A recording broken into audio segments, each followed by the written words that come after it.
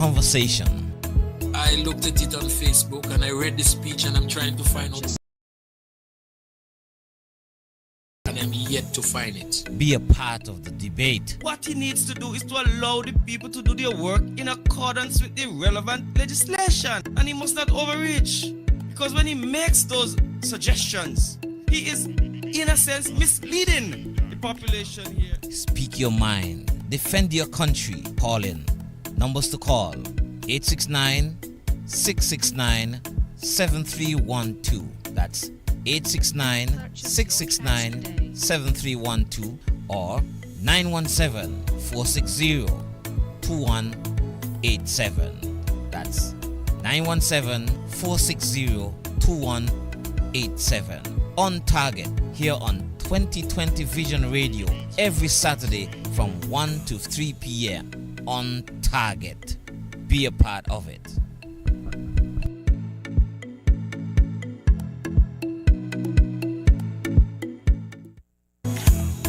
On target. So I'm your host, Kelvin Daly, and I thank you for joining us once again. Join the conversation.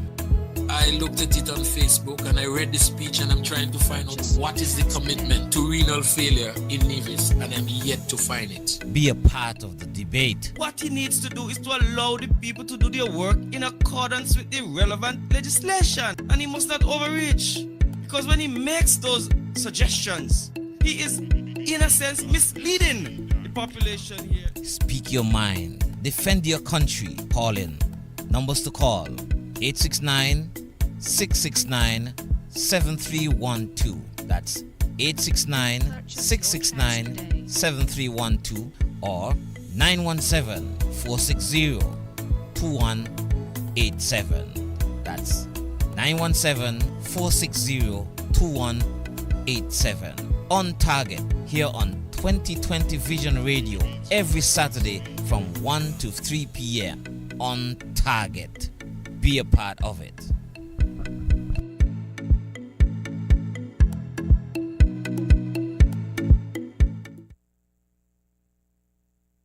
The views and opinions expressed on this program are strictly those of the participants and do not represent those of 2020visionradio.com or its advertisers. Let us put our hands together for Papa Wheeler!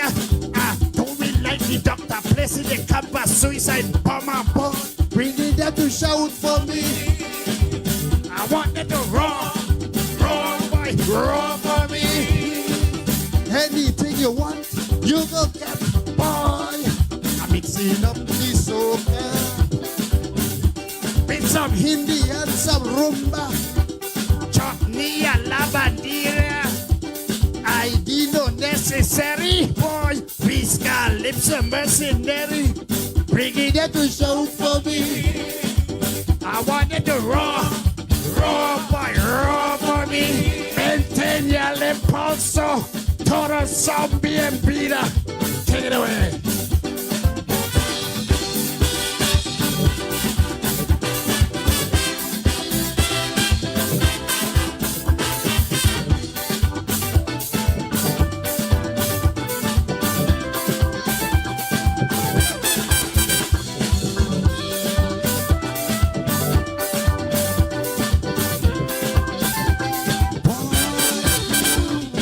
Local fans decreasing. By the numbers they keep dropping.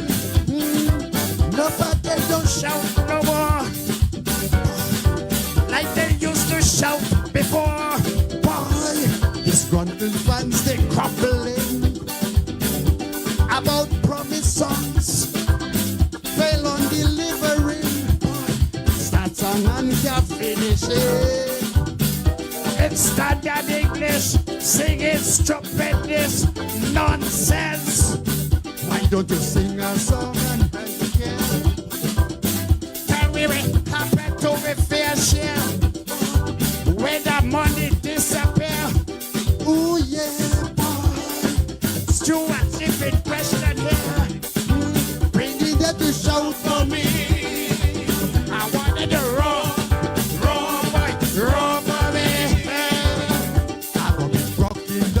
Complex.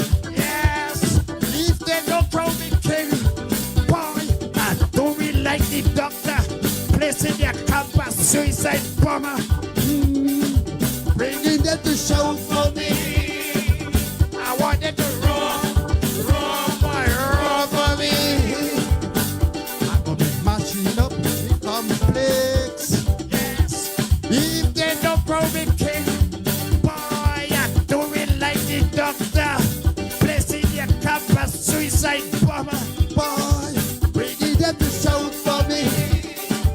I wanted to roar, boy, roar for me. Anything you want, you go get. Boy, I'm mixing up the soca with some Hindi and some rumba, chutney and lavandera. I didn't know necessary. Boy, we got lips of mercenary.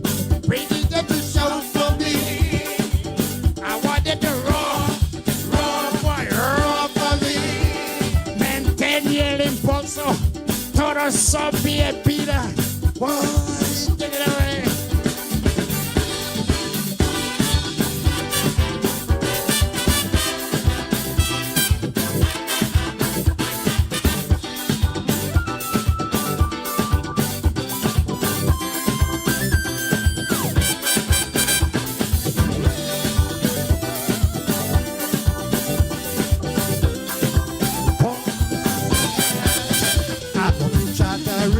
Airlines.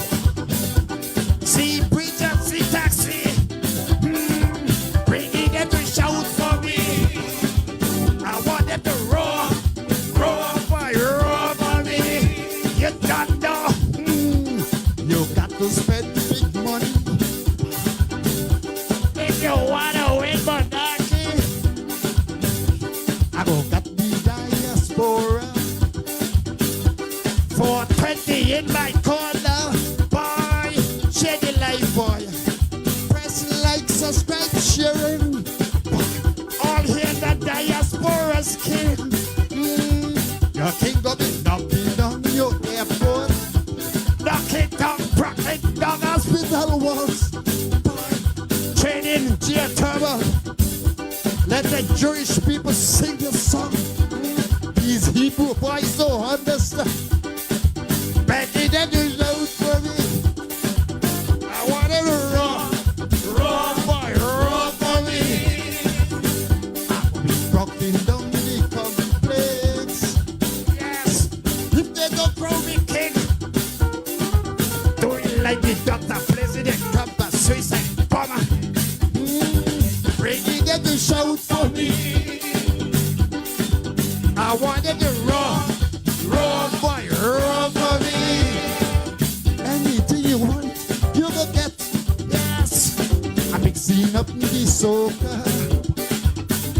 with some Hindi and some rumba, chutney and la bandera.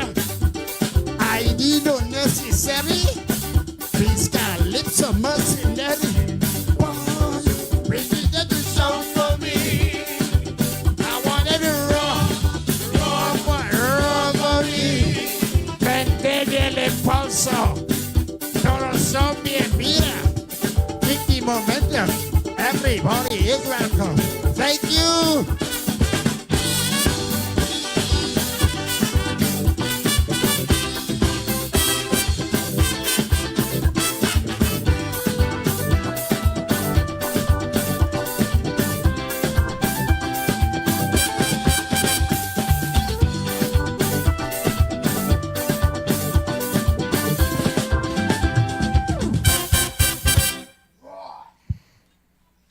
Papa Wheeler. Good afternoon and welcome to this edition of On Target. And as usual, on a Saturday afternoon, I'm your host, Kelvin Daly. And in studio with me is a man, Tulu, Weeks from there in Hamilton. And if you are on Sync It, special good afternoon to all of you. I know we don't pay too much attention, but there's quite a bit of listenership on Sync It via the FM dial. And so let me say good afternoon to all those wonderful people on Sync It who tune in religiously to On Target and, of course, on 2020 Vision Radio. And so we do appreciate you taking the time to listen, take notes, and, of course, spread the news. If you are on Facebook feed, if you're on Twitch and YouTube, equally good afternoon to each and every one of you. We do appreciate taking the time to share with us this afternoon. The weather is kind of overcast today on Nevis. A few sprinkles early on, nothing serious. But it's cool. It's cool enough, not too hot. And wish everybody well. And so let me say congratulations to the lady from Craddock Road, Lydia Paris, #1 today. She's been knocking on the door for some time. And so she is #1 today, displacing the man Jetty Taylor. And he ain't gonna like that. And then LCQ up there, Loretta Clark Queely, #2. And then down there on St. Kitts, my #1 fan, Daldria Doll Penny is in the house at #3. Michelle, the Queen Libert from up there in Government Road, but now resides in Canada. Good afternoon to you, Michelle. Hope you're doing well. And my beautiful, lovely, generous sister-in-law, Twilla, is #4, and Jetty Taylor is #5. So Jetty Taylor has been dethroned. Sorry, Michelle is #4, Twilla is #5. Jetty is out of the loop at #6. Sorry, Jetty. And then we have Kittishan King all the way in Oklahoma. And who is calling already? I don't think we can take a call at this moment, but let's see who it is.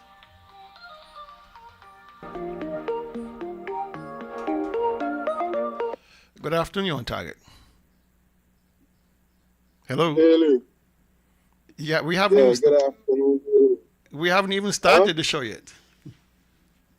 Yeah, I realized, but I had to call because me and #1 panelist, and we realized that you start the list without me.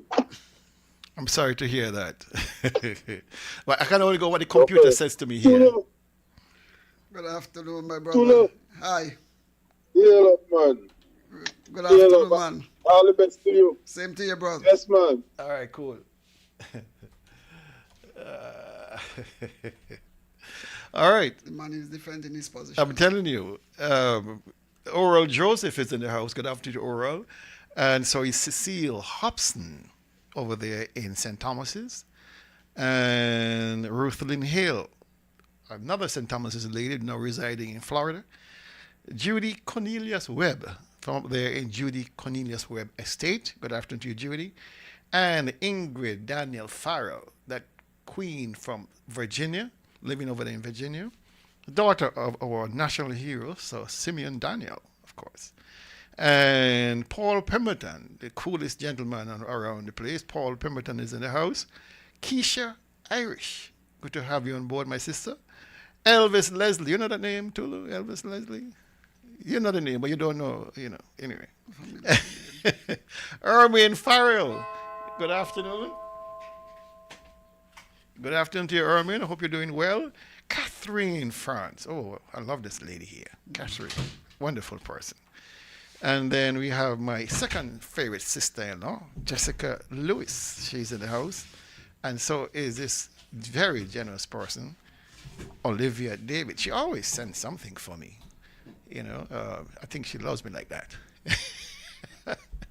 Good afternoon, Olivia. I'm still looking for JD for my stuff. So anyway, it's no big deal. Lucilla Webster, good afternoon to you, as well as Norma Jean is in the house. And Delicious Nicholas Brown down there in St. Thomas. Good afternoon to you, Dillis. Hildred Davis from over there in Montshot Village. She's with us. And so is Iona Muchacha Dor from Bath. She is in the house. Charlene Jeffers from over there in St. James. Sister to my good buddy Tamaki. Saladid. It sounds like something out of a salami can or something. Saladid. And then Drexel Barden. I saw a picture of Drexel. I haven't seen Drexel in a long time. And that girl looks good. She looks good. Good is another adjective. Come on. Go ahead. You're a student of English. Come on. Step up the language. Good? I think she would be disappointed if you just say good. I'm holding my tongue. Oh, well. Work with me, man. Okay. I know you can do better, but you have decided to hold your tongue. Okay, good. Just don't let these guys, get to your head. And of course, Ivor Henry. Boom, you want on target. He's in the house. And we have Jeanette Grell Hall from over there in Button Estate. She's in the house. And let me see who else we have. Know anybody Janet Grell's whole age look as good as No. It's a record. Earl Muscall is with the house. Gigi Williams Keat. And she's saying GT must have been distracted why he's not number one. The best dressed man on here is Patterson Fleming. No. He's in the house. We're not going to have this debate every week. All right. Who else we have? Okay, I think that's it for now. She's summoning her daughter Adele. I don't know. Adele probably is working. But nonetheless, we are going to start with those we have because we have quite a bit to talk about. But let me say first, good afternoon to my two co-hosts. Tulu, we had a wonderful breakfast today. How are you doing? I enjoyed my breakfast. I wondered where you were, man, because I couldn't find you. I wasn't out on deliveries. So, you were on deliveries. Yeah, I had quite a bit of deliveries to make, and so I was making the rounds. Okay. And so, it was a good breakfast? You enjoyed the breakfast? Enjoyed my breakfast. You like the melon? Who did that cake? Not cake, what it is now. The quiche? No. What? That thing with that egg. It's quiche. Oh, it's a quiche? It's like an omelette. Omelette? I made the omelette. Oh, yeah, that's the one. Yeah. Beautiful. It was wonderful, right? Who did deliver? This is Mrs. Isaac. Mrs. Isaac? Yeah, she did deliver. Marvelous. She also did the saltfish. She also did. Well, I had liver today. Yeah, it was wonderful. Okay. And where that million come from? Your garden? No. A good friend of mine who works at the Ministry of Agriculture donated. Fantastic. It was really sweet. And by the way, the agriculture department do have watermelons for sale up there at the Lawrenson Parry Depot at Prospect. They are absolutely delicious. We've had the right combination of rain and sun, and so they are popping with flavor. So trust me, these are some fantastic melons. Go and get some. But the servers were better than all of those things, we had some great servers. You see, he has his eyes out as well. We had J.D. Keynes, or caretaker and main server, and she was ably assisted by the wonderful lady from the Hamilton, Hyacinth Forbes. And Karen Cranston. And Karen Cranston showed up. Mm-hmm. And, I came in, after Karen came in, I had to make a delivery and came back. So I'm looking at this person from the back. I was like, wow, who is that? Keep your eyes off my daughter.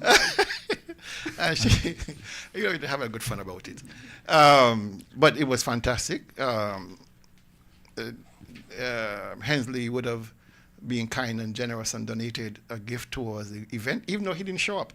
for No, breakfast? I couldn't show up because I was making breadfruit cheesy for the Barnes got breadfruit. Oh, the breadfruit thing. I breadfruit understand. festival. Okay, wonderful. All day today. You're excused. You're Yes, excused.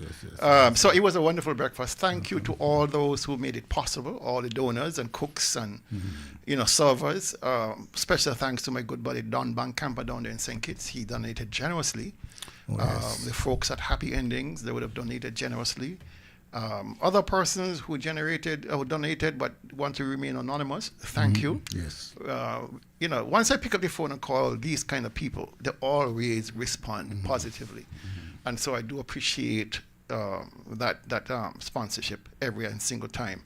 We made enough to cover our dues to the National Party. The breakfast was sold out. Okay, good. So we made quite of an impact on that breakfast this morning. Do thank all those who supported. Right. Okay. All right.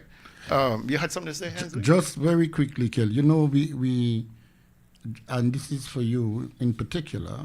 We come here on Saturdays and we educate people about the state of affairs in Nevis and the wider communities as well, regional, international. And I just like to say that you spend a lot of time talking about our debt and the trouble with adding on to the debt and mortgaging the future of the children. And I just want to say that Ray Dalio, who is the leading hedge fund operator in the United States, he has written a book entitled How Countries Go Broke. And he's saying some of the very things that you say here on the program. He says, if you're spending more than you're taking in, you are creating trouble. And then he says, if the debt is used to produce employment and productivity, then that is understandable. But debt service crowds out spending, and then one man's debt is another man's assets. And this is something which you've said all along, we are creating debt in order to pay debt. And then he says, one of the other highlights of the book is an audio book. He says, interest is a big component of our debt. And if we continue to borrow and pay interest on the debt, it continues to make it very difficult to provide for the basic needs like education and health and so. So I just want to say sometimes, and this is for the Nevis people and all the listeners in particular, sometimes you come to the radio, you hear something and you wonder, well, what Daly saying? Just to say that this has been endorsed by the leading hedge fund. Not surprising. I am, how you put this? We went to the same schools as they are. Oh, precisely. So precisely. When I come and tell people things, I have confidence in what I'm saying. Exactly. These guys, they went to some of these schools and they're coming out with the same analysis that we have come to. Exactly. That there's no free lunch. And so it's good to know we're on the same page with renowned scholars. Well, billionaires. Yeah. Let me say good afternoon to Vilena Ali. And I saw her eating this 1,000 calorie sundae. It looked like a sundae. Posing and saying she's having a breakfast. I was like, make it once in a blue moon, Vilena. You're a student of this program and you're eating these high sugar in everybody's face. I'm like, She willfully did it to torment you. She tormented me. Yeah, after she Vilena, stick to your diet, all right? Now and then you can splurge, but don't make it too often. A little cheating now and again. No, yeah. All right. You hear him? Yeah, yeah, of course. We all do it. All right, let's get this started because we got quite a bit to cover. And health tip. I want to go back to a health tip that we did some work on before, but I want to focus particularly on our bush tea, or what I call my bush tea plus. All right, and I wanted to use the types of bush that are readily available on Nevis. I didn't want to go say, well, you got oregano leaves, all kind of things that we don't have access to here on a regular basis. So forgive me if you are in the US and you don't have access to the kind of bushes I'm going to mention. When you do come and visit, you can dry them and transport them. Once they're dried, properly dried, you can transport them without any problem. They're allowed entry into the US once they're not green. All right. All right. So we're looking at bush tea and the beauty of it. And I tend to choose a complicated array of bushes. I use between 3, but mostly 5 different types of leaves when I'm making my tea in the mornings. I will make a pot, all right? And that pot will last me maybe 3 days, all right? And it stores very well in the fridge. Once you pour out your cup, you can let it cool and put it in the fridge. It will stay fresh and nice. Actually, it improves with age and coolness. And so I would make a pot enough for 3 to 5 days. And I will have at least 2 cups per day of this, one in the morning, one in the evening. All right? Now, my combination, which I wish to share with you, very straightforward. I will use five leaves. I will use lemongrass. I will use mint, guava, soursop, and one other. Lemongrass, mint, guava, soursop, and mango leaves. All right? Now, you don't want to really go overboard and just stuff your pot with all kind of, too many of the one type or whatever it is. You can use 3 or 5 or 1. The old people said don't use even numbers. I don't know why, but they said that. So I'm sticking to what my grandparents would have said to me, don't use 2 or 4. Use 1, 3 or 5. So I choose 5 most of the times.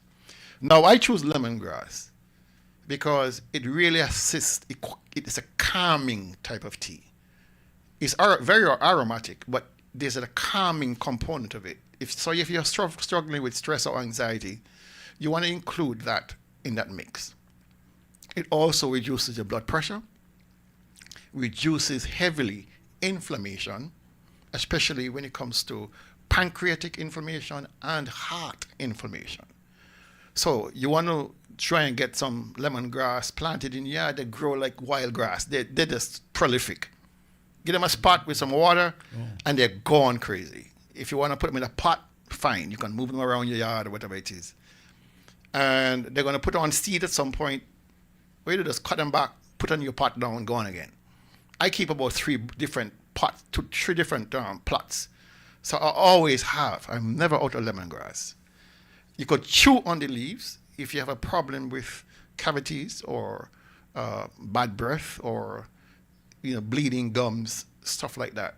It is known remedy if you chew on the leaves. All right, so you have that option for oral health and plaque, reducing plaque. I use mint. I have a big spearmint tree. It's taking over my yard. It just grows.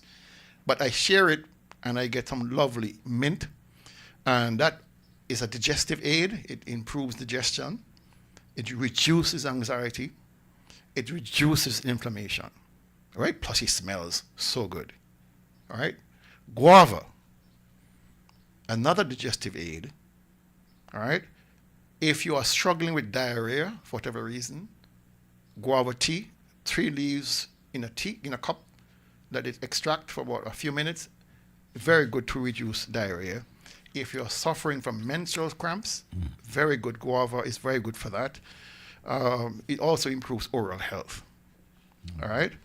It reduces blood sugar levels, increase heart health.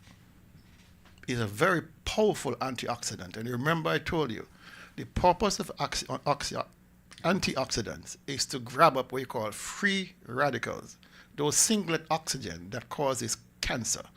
So guava leaves, very good at sucking up those free radicals that cause inflammation and that cause cancer.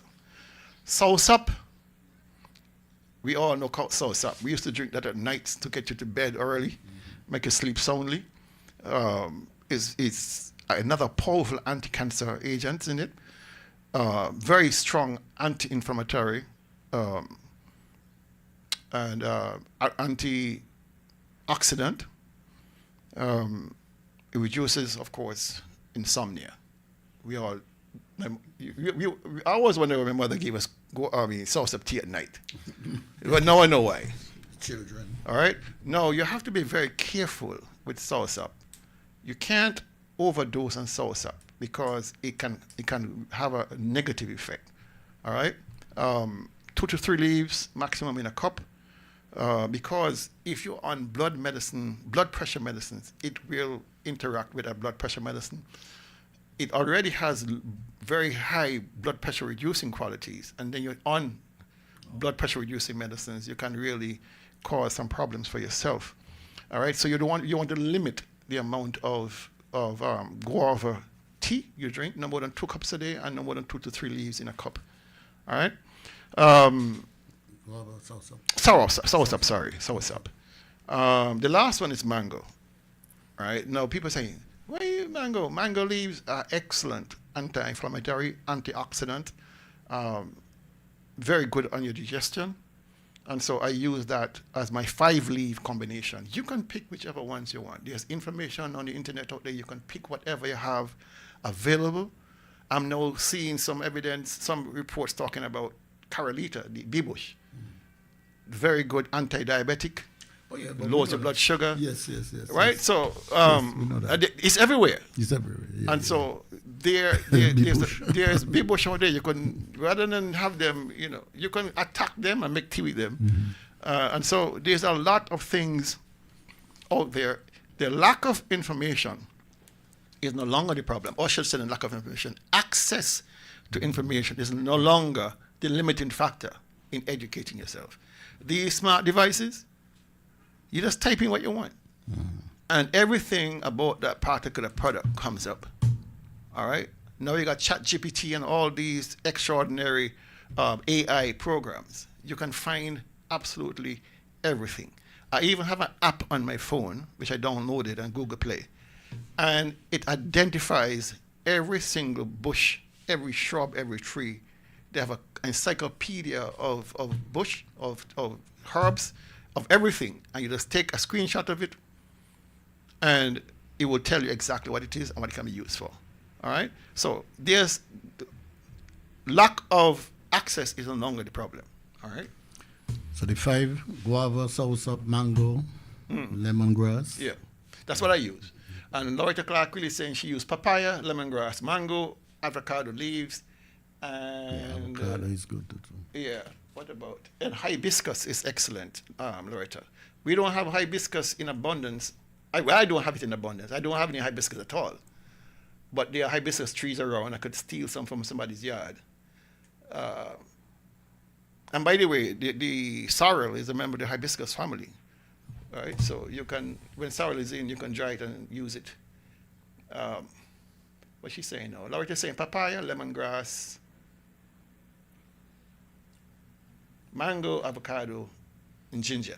Yes, ginger. I almost forgot ginger. Now, the reason I call my tea Bush Tea Plus, because I put in turmeric and ginger in mine. With all those bush? With all those bush.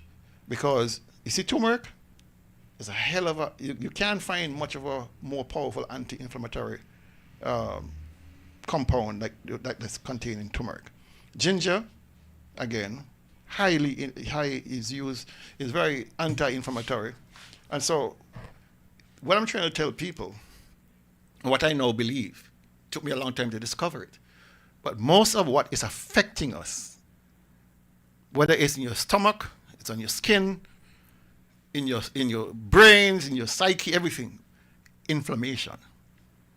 Whether it's cancer, whether it's diabetes, whether it's high blood pressure, it all comes down, when you're in the final analysis, to inflammation. Type 2 diabetes is an inflammation of the pancreas. All right? When you have these plaques in your arteries, in your heart arteries, your aorta and pulmonary arteries, there is inflammation in your arteries that's causing plaque to build up. And so however you can reduce in quantum the amount of inflammation you have in your body, whether it's arthritis, whether it's muscle fatigue, whatever it is all due to inflammation. That is the number one enemy. And that is where you need to address the problem at the inflammation stage. All right? Let's go. Just one note on this, Kel. You know, when we were growing up in Cox, bush tea was the thing. All of a sudden, we start to hear you must put in milk and you must drink milk.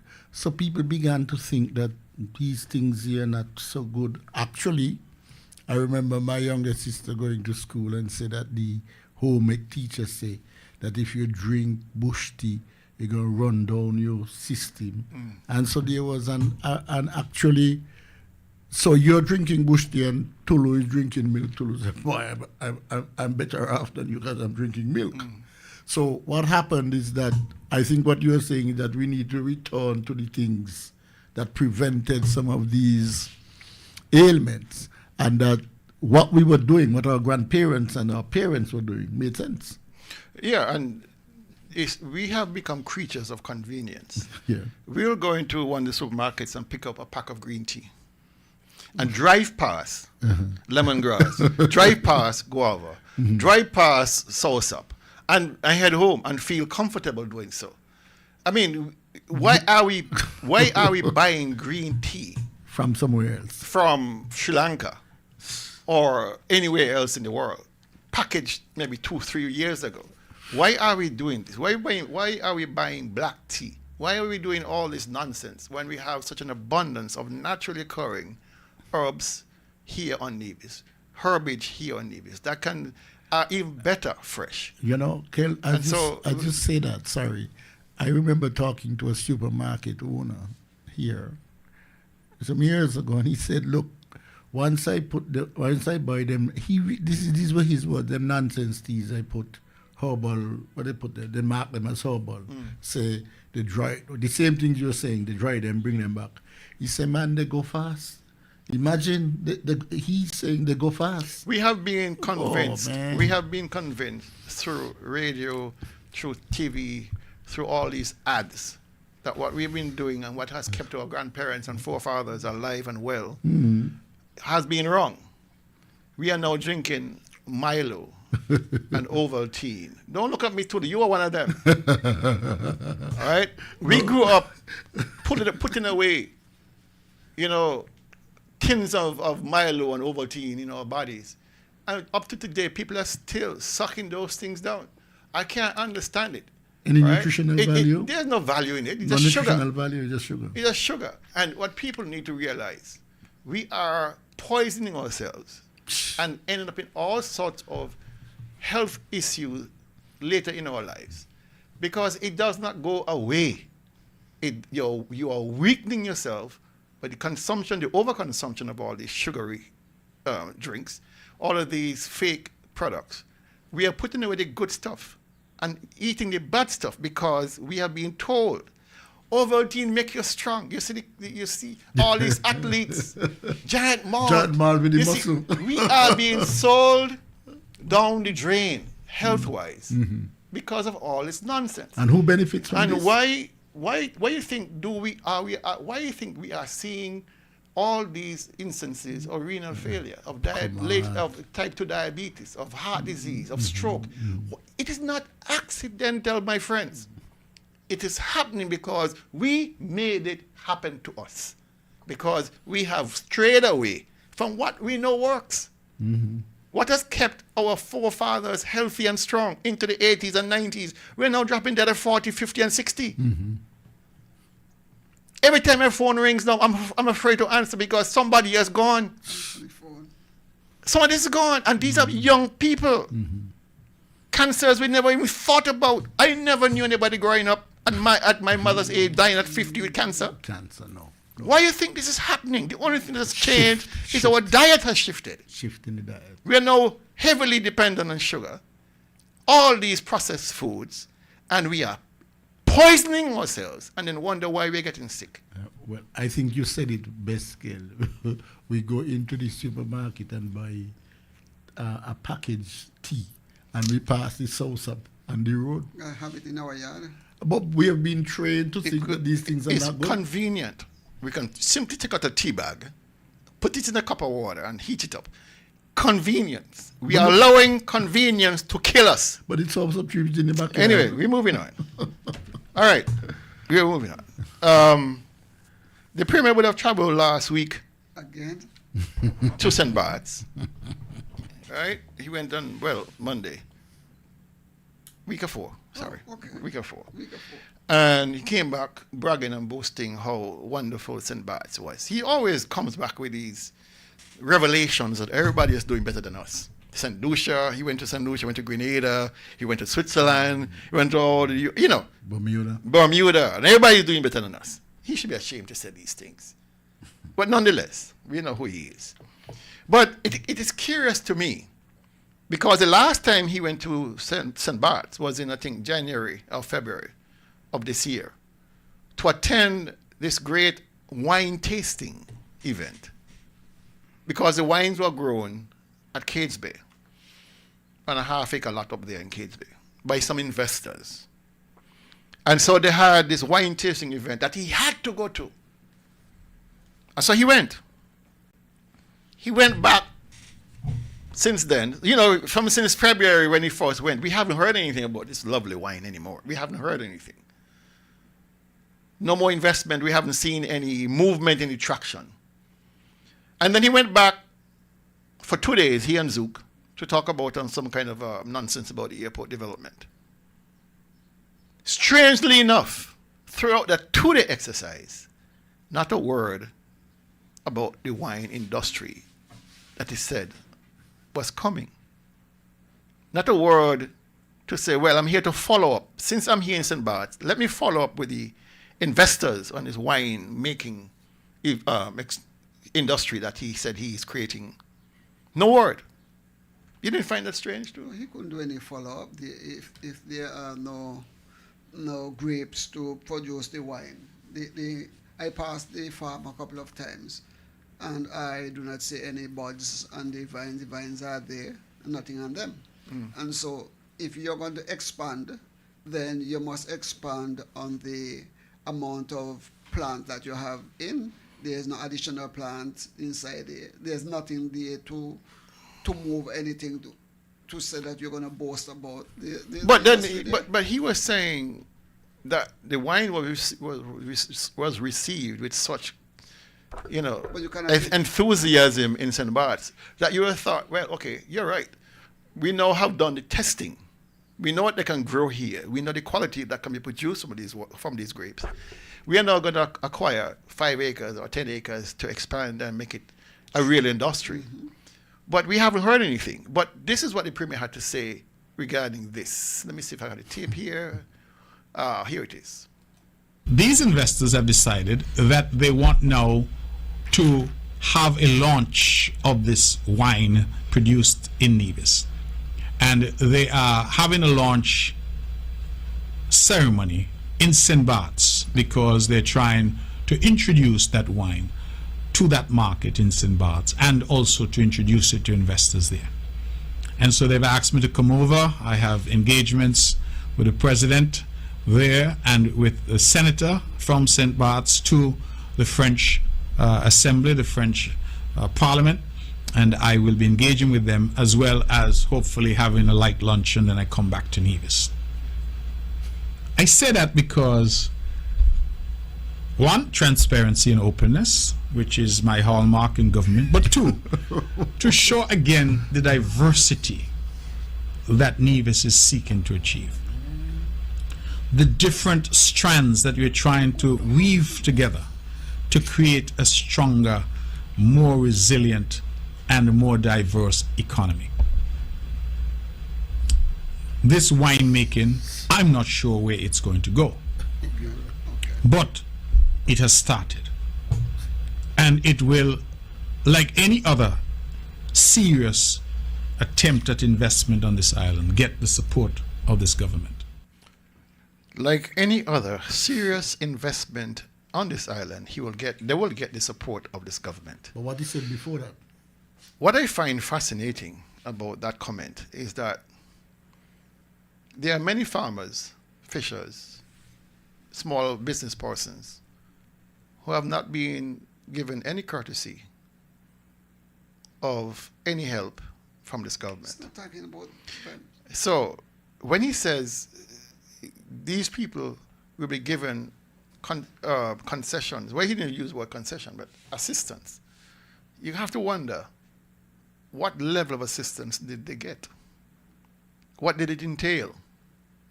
What did we have to give up for them to decide to invest on this half-acre wine estate over there in Cades Bay? What did it cost the people of Nevis? And what has happened to that industry? We have not been reported to about it, I guess because nobody has asked. And for the man to say he's the man of transparency, all right? I mean, which is laughable.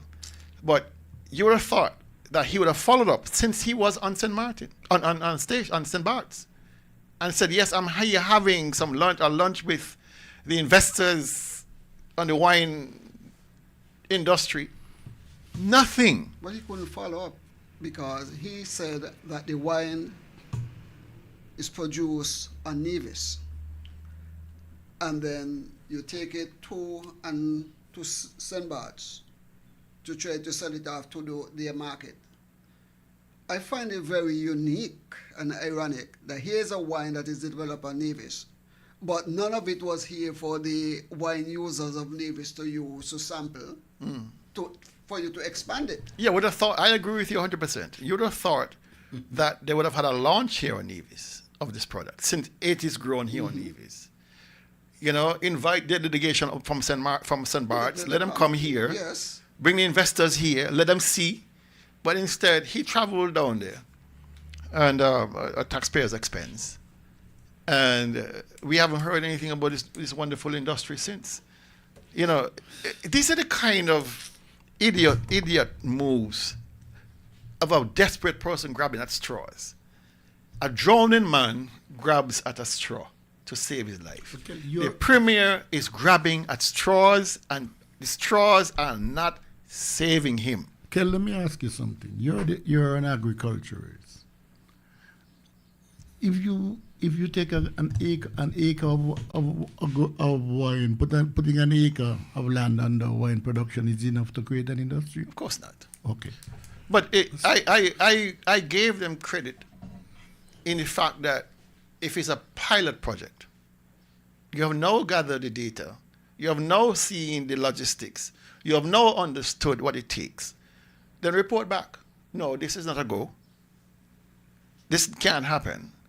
But to be harping about this wine industry for months, over a year, and having taken the resources of the people and giving it away nefariously to investors, I find it a bit much to take. Let's take this call. Good afternoon, you're on target. Good afternoon. I don't usually call in, but I don't understand.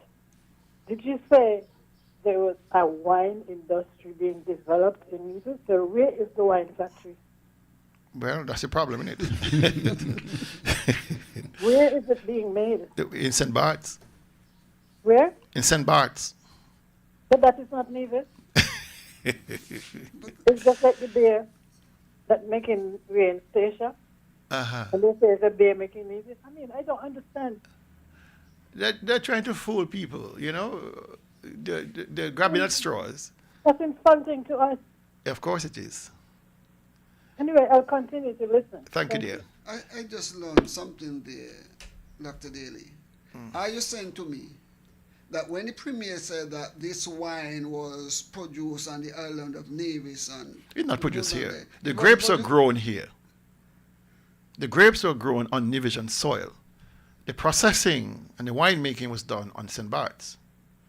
The value addition is where the money is. Of course, not on the primary product.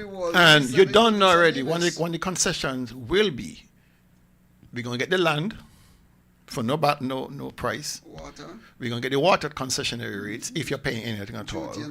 You're going to get duty, whatever equipment and supplies you need. All your inputs. All right? And my question is, on par, how many Nevisian entrepreneurs in the agricultural field has gotten this level of assistance from the government. You know it's not going to happen. And the reason why it's not going to happen, because when we're sitting here, I am asking myself the question, and I'll ask it out loud. What is the connection between the Premier, They're his friends. his law firm, and the investors? They're his friends. Okay. Well, I think you didn't need to listen to anything else after he says, we don't know where it's going. Okay? All I know is, as a government It's a minister, start. when I start something and you question me, I can tell you what will happen at point A, B, C, right down to Z. But you got a good point there, Hansley, because if you're going to come on national radio Yeah. as the primitive country and say you don't know where it's going, come on. My goodness gracious. Come on. My Well, goodness he was gracious. honest. But He was he said in the vein of being transparent, he said he does not know where it's going. Now, why would you want to invest time and effort and resources into an industry you don't know where it's going? This is not how you run a country. Come on.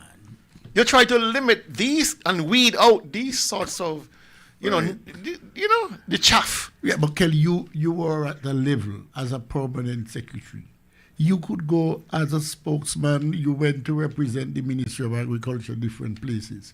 For instance, if you were wanted to expand livestock production in Nevis, and you were bringing in new breeds and so on, and you went to a conference or went to even to speak to the fellow agricultural workers or anybody, you could go in a meeting to go say, you representing the Ministry of Agriculture with a level of responsibility, and say, we have started the livestock production expansion program. We bring a bull from St. Croix, or we bring some black belly sheep from Barbados, but we don't know where you're going. Eh? I mean, nobody speaks like that. Okay, all right. Because even if you're a small business person with a small business plan, you know where you're going. Oh, come on. You know where you're going. If you're selling, for example, wigs, ladies' wigs, yeah. You know where you want to go. Exactly. You're selling wigs, the best quality wigs, because you want to be able to build a house. You want to make some money. And you target certain people. Exactly. So no, you know where you're going. But for the Premier to say, and it has been typical of him that he never knows where he's going. You have these knee-jerk reactions, these lack of trust of proper planning and execution.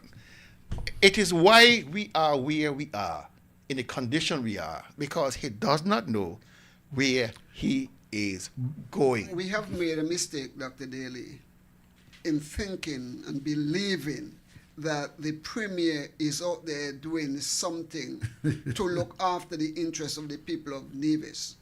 We are paying him to go there and to look after his own interests. The evidence is clear. Who are the beneficial? Who is the beneficial owner of the company that represents almost everybody that comes into this island as an investor? He's not thinking about us. Let's take this call. Good afternoon, you're on target. Good afternoon, gentlemen. How are you, sir? Good afternoon. Very good. Lindsay, Yes. sometimes you really don't understand things, you know. How you can send a public secretary up to 7 bars with all them rich people up there? Mm-hmm. Go and hop with the knobs. No. And the other thing, it's not just wine for 7 bars, you know.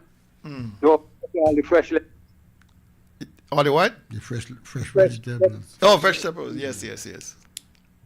Right, the nice green fresh lettuce from me is going up there. And so once again, if you're gonna go there, talk about airport and talk about lettuce. Once again, why would you take the airport man? It's same about you know. If it was Montserrat, maybe you'd send the PS. Okay. What are you talking about St. Bart's? Yeah, he gotta go. With all them mega yachts and them executive jet people. Uh-huh. You can't say the Colonel Secretary to talk about up there. I agree 100%. I was giving a hypothetical example. You send Thank you, people- caller. you will send people who are qualified in doing it. The premier does not have the qualification Exactly. to do that. But So you guys are living in a wonderland. I think the caller is spot on. No, I didn't think. I wasn't saying that you must send him spot on. to St. Bart's, and I was just giving an example. But also, Kel, just finally on this, I'd say, you know what they say about you when you don't know where you're going? They say Any road to take you there. anywhere will do. Anything will do. And if we don't know what will happen with the wine industry, well, what I mean. he knew Well, what we gotta move on. He knew exactly what was going to take place with that foolishness. We gotta move on. We got quite a bit to cover. Yesterday we had the official launch of Culturama. You know the Tulu? No. Yeah, down in the waterfront we had the official launch, and You attended? oh no, that's the expired date for me. Hensley, you attended? No. I didn't even know about it. I didn't know. Yeah, so I don't know what the attendance was like. I don't know what a good friend of mine went there, and he told me last evening over dinner that he and his better half went, and within half an hour they were begging to leave because it was just boring, So what bores one person might not bore another person. So I can't say that in general that was a feeling. So where's the Facebook post? Nobody forced you don't see nothing on the I Facebook? didn't look. I didn't look. So that was the official launch, and I want to read into the record a post by Corey Tyson. It's a brilliantly written post, and the response has been really impressive. And he is writing out of frustration. All right, and he's harping on the theme, Nivision Pride, second to none. That is the theme for this year's Culturama 51. And so he's using that as his opening line, Nivision Pride, second to none, ? And he's writing, most of you all know me as a producer, engineer, musician, cultured artist, enthusiast, promoter, but my love for the arts, entertainment, and culture runs way deeper than all of that. I've been in the mix for years. I just genuinely love the culture and everything that comes with it. And if you know me, you know I love Culturama. I love what it stands for, what it celebrates, and how it brings people together. It is magic. But lately, especially over the last couple of years, something's been bothering me. I've been noticing this pattern where our local Nivision artists, creatives, and service providers are being pushed to the side. It's like only a select few, the same few, are getting the shine. They're on every flyer, getting every gig, setting up every stage, sound system, and generator. Meanwhile, the rest of us ignored, disrespected, forgotten. So what's really going on? Is this personal vendetta, political hookups, or just plain bad mind? It's frustrating. What's next? We're replacing our masquerade with Mayan dancers from Guatemala, swapping Calypso for Pavarotti and Sexy Red, replacing Coban with Machel Montano for Long Jam. Come on, man. We could do better. Culturama deserves better. Our culture deserves better. And most importantly, we as Nivisions deserve better. We should be the first ones elevated, not hidden. If there's one time we should celebrate our own, it's during Culturama. Let's truly live the slogan, Nivision Pride, second to none. And so, I mean, there were some really serious responses, and people have identified that what he's saying is true. Culturama has become so politicized, so tribalized. The sweetness has been sucked out of it. But then my own consideration is that when you have a minister like Eric Evelyn, who is the most vindictive, bad-minded, selfish, petty minister ever to walk this earth, what more can you expect? When you have a premier who is a transactional, when you have a premier who does not know how to whine, all he knows is politics and how to deceive, what do you expect from Culturama? It is shocking that we have allowed ourselves to be degenerated to this point. It is unacceptable that what Corey is expressing, it has been continuing on and will continue. It is poisoning Culturama, no doubt. Less and less people are participating. They're having harder and harder time to attract people to participate in the troops, even in the pageants and stuff like that. They're having a difficult time. They had to change the entry age to elevate it to attract more people. And so we are in a serious situation. The premier, he's all about rewarding supporters, while crucifying those who challenge him. So you can't have a festival when you have half the population being disadvantaged and the other half elevated. It is poison. Culturama was one time that people put down the politics. Everything. Yeah. And, jam together and, party together and fed together. Yeah. No. Everything is your side and my side. Down the middle. Down the middle. It's nonsense. You know what is interesting about that, Kelly? That it comes from an artist. Corey is a musician and has led a band and led a major part of the Culturama. So when somebody like him speaks, and he speaks about some of the difficulties that are hindering the progress of the festival, what he says is important, and that the fact that people are responding and agreeing with him. You know what happens often in NEVLEC? A lot of people think and feel the same things that Corey has expressed, but they're happy that somebody actually found the voice and expressed it. I don't participate in Culturama. You do. You eat food. Home by my house.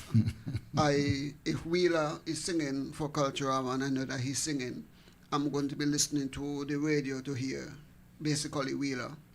And so you roll for him? So I'm going to roll for Wheeler. Okay. But what disturbed me perhaps 3 years ago, is when the Culturama Secretariat would have said, Culturama as you know it is a thing of the past. Yeah. And that has now moved into fusion culture, where they're bringing in the Brazilian and the Trinidadian, the Indo-Guyanese, and they fuse everything into one melting pot.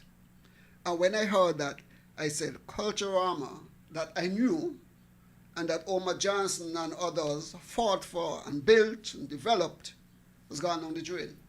So I'm not surprised now to hear what Corey is saying, because the Secretariat has told us under Eric Evelyn as a minister that Culturama as we know it is basically a thing of the past. It is fusion now. So Corey and locals are going to be phased out, and we are going at the expatriates to come in to fuse in, bring their cultural activity into our culture while we kill ours. Yeah, listen, there's only one aspect of Culturama that I absolutely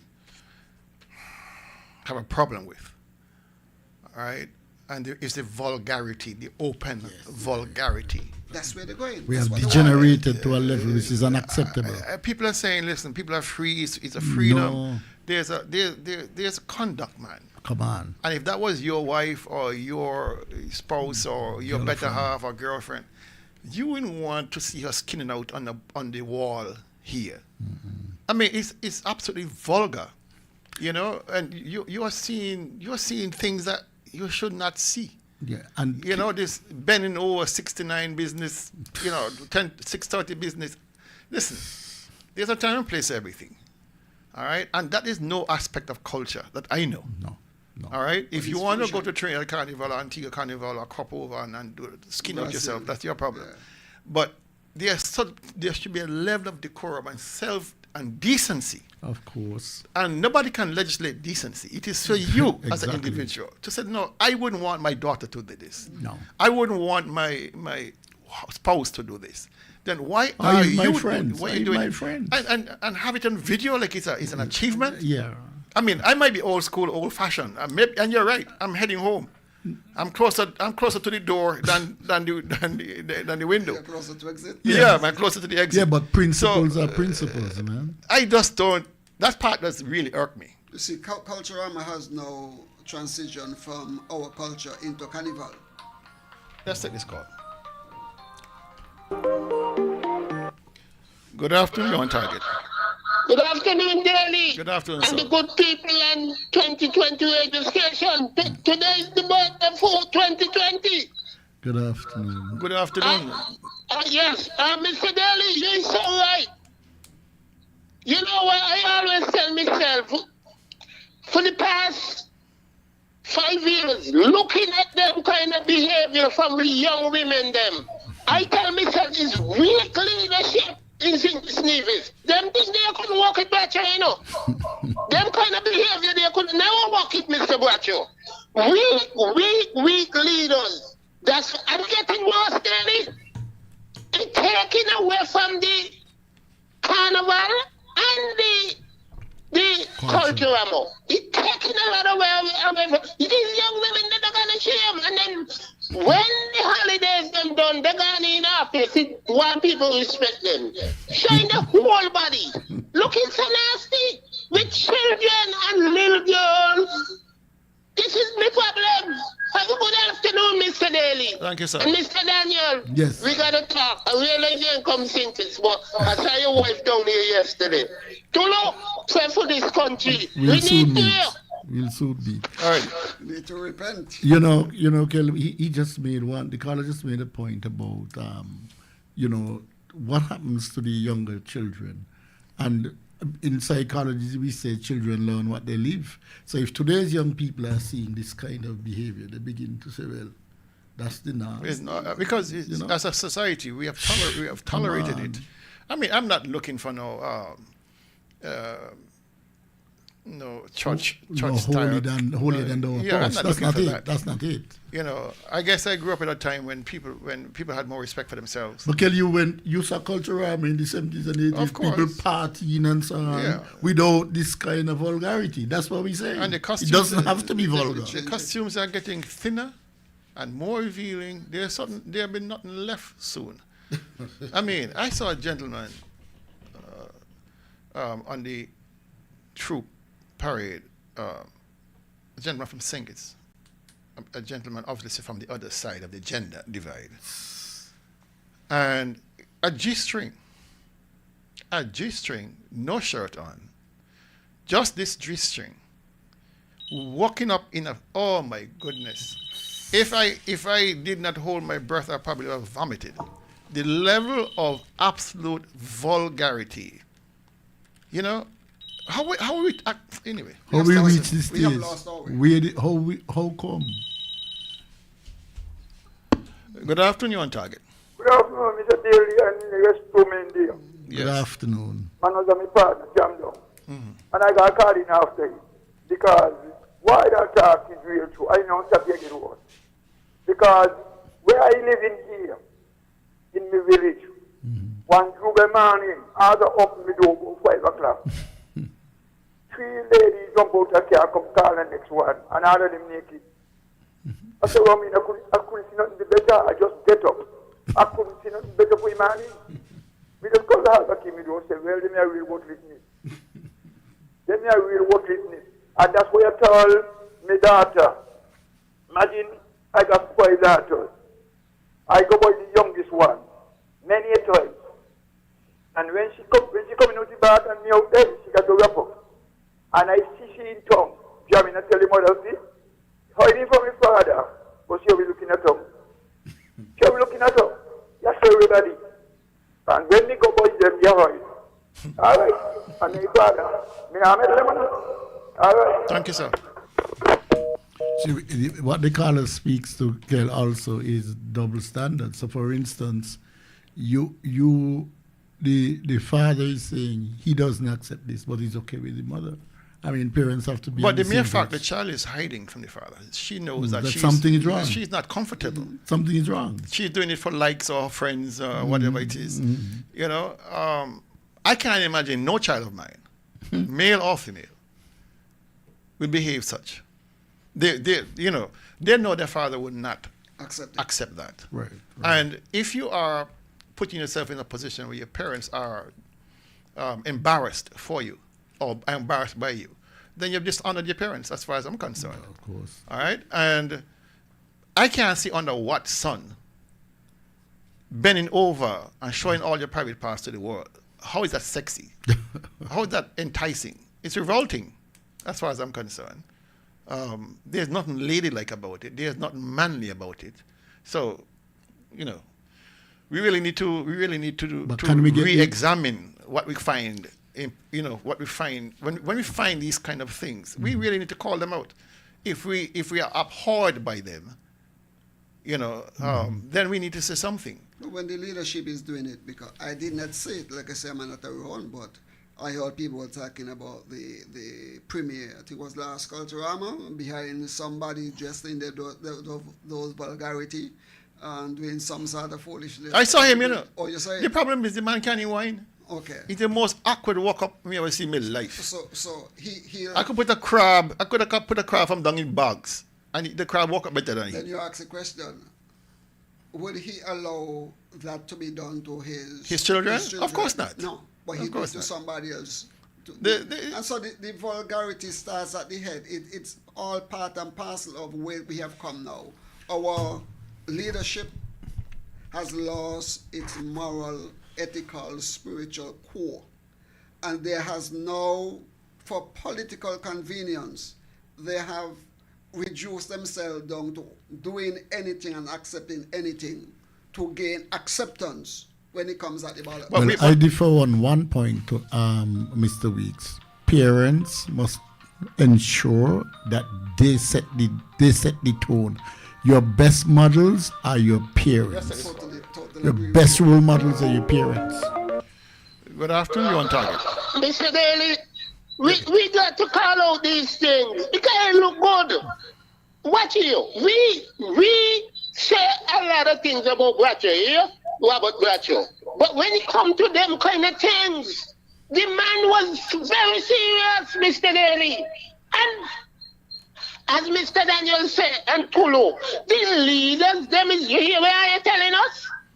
You saw the premier involving himself in a vagabond behavior. A vagabond be. A vagabond be. When in hell, a minister, a prime minister, and a premier should be getting themselves involved with. You run from them kind of things. No kind of class. What are we going to expect from these children coming to? Have a good afternoon again. Good topic. Thank you, sir. You got another call coming. Good afternoon, you're on target. Hello, good afternoon. Good afternoon. You're on target. What's up? Yes, and these days they have nothing they call moral standards. When I was growing up, you had moral standards. You go to school, church, or even if they feel you have moral standards. But nowadays, tell me, I could ask you a question. When last you see a good young man will propose to a girl to get married? No, you know, same thing nowadays because what? Everything, nothing there to surprise you. So, and a young man want married. And added to that now, instead of a young man getting married, the kind of woman is working in office or government or wherever institution they work in. I mean, they feel the young man on the road. So, no kind of respect and thing there for moral standard nowadays. The leaders are doing it, following it, so all world down to nothing. That's my input. Thank you, sir. All right. Okay. Moving on. Time is now almost quarter past. All right.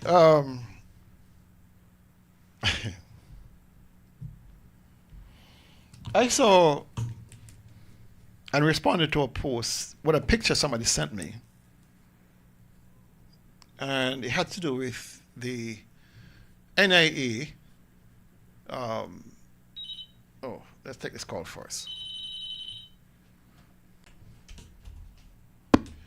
Good afternoon, you're on target. Good afternoon. I think you hit a nerve with what you were talking about. Okay. I'm not rude, okay? Maybe some would say I'm the last one to talk. but there has to be some kind of standard. There has to be standard. Exactly. Right? And I don't think we head into what the correct standard should be. It's a bad example. Okay? We have to wonder, well, where else are we going? What's left? Yeah. Is it the actual sexual act being displayed in front of everybody? You know, where will it stop? And you're right, it's our leaders don't set the tone in this and other things, right? Because this is just an extension, I think, of the decadence and so on. The moral decay of our leadership. Yeah. Okay. It's about leadership, yes. And there seems to be the kind of leadership now where, well, you go for what the majority of young people are engaging in, right? You cater to that, you pander to that, rather than showing genuine leadership and adhering to what, you can have some standards in society that does not devolve into this, right? And so we really, I know it's a difficult subject for some people to engage in, okay? And you're very brave to actually bring it before because you're going to get a lot of pushback, right? Brave or stupid? Brave or stupid? I don't know which one. Well, but somebody has to do it. It has to be quite honest. Okay, man. And it's really good that you read it. Thank you very much. Thank you very much. Okay. All right. Good afternoon, you're on target. Good afternoon, sir. Good afternoon. I listen to the program, Manners and Conform. Okay. I might make you feel it, but we got some people out there, especially some men, who don't want to pay, let's just speak to please. And John Paul the Bishop of Madden is human naked. That's going to make you whole day. You should have a good day from seeing 3 women naked, John Paul. That's a good time for you. Come on, stop your craziness. So that is what some men want to see. All right, okay. No, I just want to underscore again in relation to the 2 caller scale that yes, people in the different leadership positions in the country are exhibiting poor behavior. You, as a father, you're your best. You're your child's role model. As your mother, you're the child's role model. Example is caught, not taught, and so we are supposed to set those tones because also, finally, Kel, sorry, is it? We have raised it here. I wonder if Culturama is coming up. It happens again. Does the public say, hey, if the parade has this, we ain't coming back? No, that's going to happen. No. Okay. So which means we have not, there is an appetite for this? We have not had any dialogue, as the caller indicated, and correctly indicated, of this, the deteriorating quality of the Culturama regarding dress and all that, conduct themselves and all that. While it might be appealing to a minority of revelers to see women bend over, it is not an image that we want to culture. The majority people don't. We don't want that image out there. I mean, we are trying to give ourselves this idea that we are somehow sophisticated people here on Nevis. We are different than the run-of-the-mill toy straps and all that. But then you have these images being broadcast internationally with our young women, or young men, doing all of this lewd and it's just a little bit too much. This thing was discussed a little bit last year. By who? By a couple of persons in the community. I know one fellow, Wallace from St. Kitts, he wrote about it, what he saw for Carnival, but he came before. What I know, last year for Culturama, the Secretariat mentioned that they had sponsorship from some company, I'm not sure it was quote, who gave them this water tub, water pool, whatever it is, for people to go into to do their nastiness. So they advertise programming inside there to encourage this type of lewdness and advertising it. But if the Secretariat, like the minister, the caller said, set the standards, has not set any standards, then anything goes. Exactly. And I'm old enough to watch the deterioration, and for a man, a sensible man, I'm telling you ladies, we don't want to see everything. We don't. We prefer to see a woman in a sundress than a bikini. That's me personally. All right? We don't need to see G-strings to make us excited. Matter of fact, it's a big turnoff for a lot of people. All right? So I don't know what demographic they are catering to, but it's certainly not the mature, sophisticated demographic. If you're looking at them little boys pissing in the corner, fine. They get excited by nonsense like that. And again, it goes back to the general deterioration in our society. Nevis now has more titty bars. More titty bars per capita than a lot of islands around here. Because we are small, but they're everywhere. On Main Street, Charlestown, outside of churches, they are there. 5 minutes from the broad police. Day. 5 minutes from the police station. We're not even talking about the police. 1 minute from the church. 1 second from the church. Have no respect for no the respect church. at all. No respect. And we are tolerating this as a society. Let's take this call. Good afternoon, you're on target. Gentlemen, are we going to run or no? When some of them come on your house, they think they'll take off the clothes or go make them take off the clothes. When some of them come by your house, they think they'll take off the clothes. And we let me done. All right, sir. Thank you. Right. So let me make this point here. I mean, on Main Street, from Craddock Road to Bath, for example, not including Bath, but heading towards Bath, there's 1, 2, 3, 4, 5, 6, 7 titty bars. 3 on Main Street. 2 next to churches. You understand? This is where we have come. This is where we are heading. I'm not no altar boy. I like a good time. Have a drink now and then, talk some crap. But we are sliding in a direction that I'm afraid of. Because sometimes on a Friday night and a Saturday night, you cannot pass through Charlestown with the traffic jam of our people, just spending their money and then say they don't have any money for child support on these titty bars. It is painful for me to see the rapidness at which we are deteriorating. I mean, before you used to hide them things away in the, off as they say, off campus somewhere. No, on Main Street, this is where we are going. This is now mainstream. On Main Street. On Main Street. And there are some people who, just want to blow some steam. They said, blah, blah, blah. They are gentlemen's clubs. But they're not in the public domain. They're not in public view. We have licensed, our licensing authority have put these things in the heart and in the face of divisions. We are the zoning. We are the standards. Let's take this call. Good afternoon, you're on target.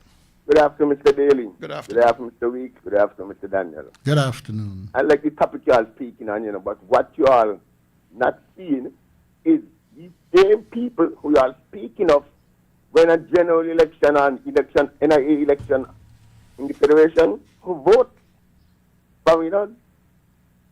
You understand what I'm speaking of? And that is what the young generation heading towards. Some men don't seem to understand, right?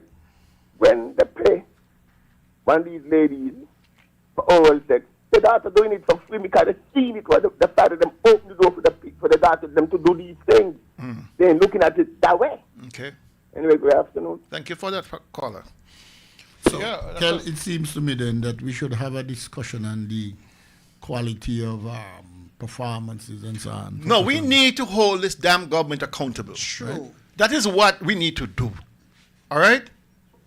I mean, a young lady is trying to rent the backyard of my mother's place in Charlestown to do a cafe. And the amount of crap. Yes, go through. The amount of crap planning is asking for. And I put them on blast. Over a year and a half. For tea. For tea. And biscuits. And you have women up on Main Street with their titties out a door with no drawers on. Have the license.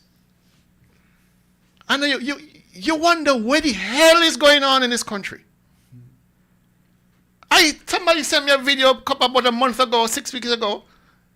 This woman in the same titty bar just across from Amos Chapel. In the road. Naked in her birthday suit. Nothing at all. Not even a string. Jiggling and juggling. And posing for the video camera. And I said, my God, have mercy on us here on Nevis.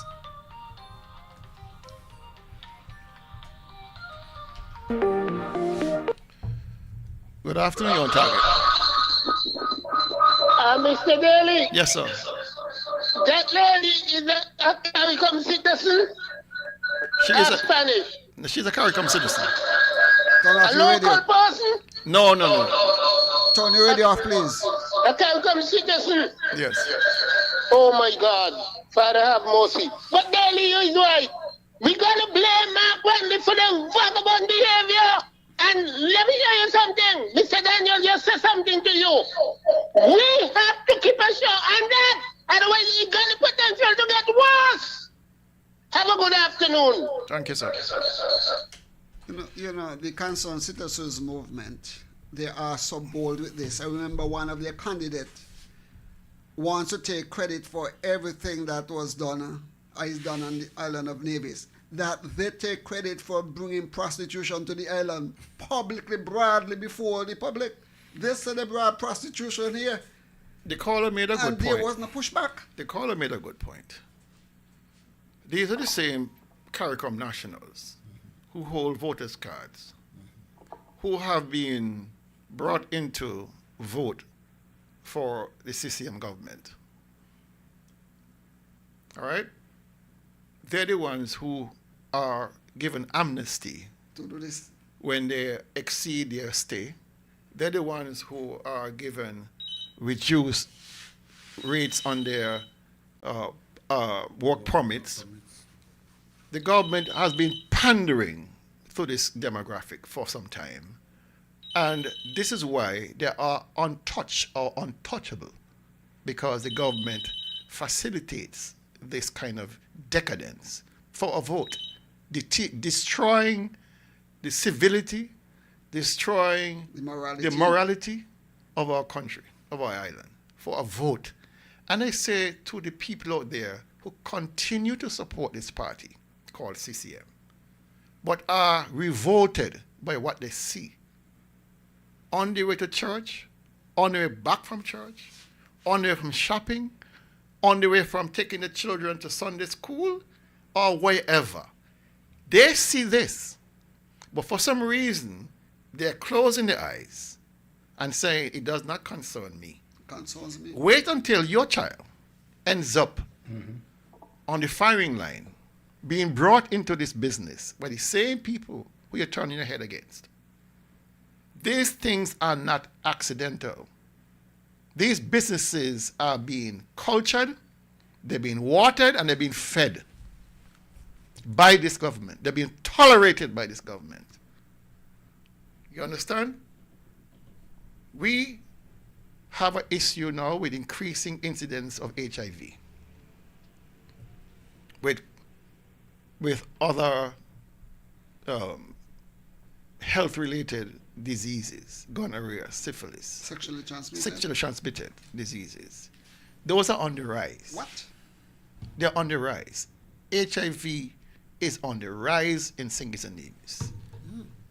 These sexually transmitted diseases is on the rise. Lice, pubic lice is on the rise. What are we doing? Where are we going? When your husband or boyfriend goes to these places and get excited and minus their money, and they can't pay your child support, and they bring disease into your home. It's a double whammy. Where are we going, my friends? Who is monitoring this? What is the role of the government to make sure these things do not plague us as a society? Too many. 7 in Charlestown. 7. I lived in the Bronx for almost 15 years. I never saw one. I mean, that is said there aren't any. But the ones in so close proximity. There was none to find. If you want to see those things, you have to go down to 42nd Street, the famous district. Oh, yeah, 42nd. Right? There's a whole avenue. Used to be, now wiped out. 5th Avenue? No, not 5th Avenue. 42nd Street. And then when I was in university, I went down to Atlanta. There was a club called the Cheetah Club. Cheetahs. Right? And well run, well mannered. You look at the building, you never know there's a club inside there. Nobody hanging outside, pissing on the street and, No. Class. But here on Nevis, we have allowed the bar to go so low in every single thing that Main Street. Everything now acceptable. It is shocking what we accept now. Huh? It's shocking what we accept now. Also, you see, I remember being in Venezuela years ago, and this is another thing you don't see in Nevis. All the bars had a sign: no minors are allowed in the bar. Not here on Nevis. Not here. Up your little boys and things going in these places. I mean, you see that in the developed countries as well, and you can speak to that when you lived in the United States. You go into a bar, and I'm saying to myself, these are young people, these are school children. What are they doing in here? But we have laws here that says. Of course. But how could we take down all the rails? If we take down all the guardrails to control social behavior, we're going to have confusion. Listen to this call. Oh, my goodness. Good afternoon, on Target. But Mr. Nelly and Tulu and Mr. Daniel, the law enforcement in the bars, them, watching the little girls and the little bars down these things too. What happened in Nevis right down here in St. Kitts? This police, them, especially them from the CARICOM countries, in all the bags them and I say, and let me share something here to you all. Going forward, if we happen to get the weed of these criminals, if they cheat us again, we have to get money, whether out the seawater, out the cane field them, and give the police them, and this two-work business got to done with. You're the police, you work with police. Again, you go a proper stipend. They're burning down the country. Have a good afternoon. Okay. If it is still, I mean, you have teenage children and so on. Can you imagine going to a function? I have left functions in Nevis on several occasions. When I go there, even when I was a teacher, I go over Dixbar and I see people I teach in second farm inside. I said, what's going on here? I can't be in the same place as the students. So I leave, and some of the students are asking me, what are you doing over here? Okay. I mean, they do it in jest. But what I'm saying is, this is another example of where we are not setting any standard. It just cannot be a free for all. I remember going to a club, a bar, night spot right in town here many years ago. And I walked in, sat at the bar. The music was good. Crowd was getting nice, getting jiggy. And then a student that I taught at CSS asked me why I drinking. Asked me, Daily, why you drinking? I put down my glass and head home. And I went home. Of course. No, I am not mixing. You can't mix matters. I'm not mixing and matching with no students. No. I'm not mixing and matching with underage children. No. You're not going to get me there. No. You didn't send the child outside? Who, me? I'm not the parent. You know, I know what I can do is exit. So you, and I exited. That's my sanity. And you know what? Since that, I've never been to another one. You never go back to them places? Because that was my cue. That was your cue. My time, your access to buy is over. My days are done with Your that. days are done. Yeah. All right. I mean, can you imagine? So we have two new accepted norms in our country, where we have now accepted prostitution as a way of our civil liberty, and also nudity as part of our cultural celebration. People are looking at people are accessing the internet for all these things, porn and whatever, blah blah, all their fantasies and all that, and they have an opportunity to live it out for a couple of dollars, $200, whatever the price is, and so they're living that. All right, but there are some things, and that are not really for public consumption. No, sir. No. I see a comedy from Judy Webb, and she's saying, they're saying these women ain't doing this and doing that. You know, excuses. Yeah, foolishness. Excuses. If you have an intimate relationship with a person, and you have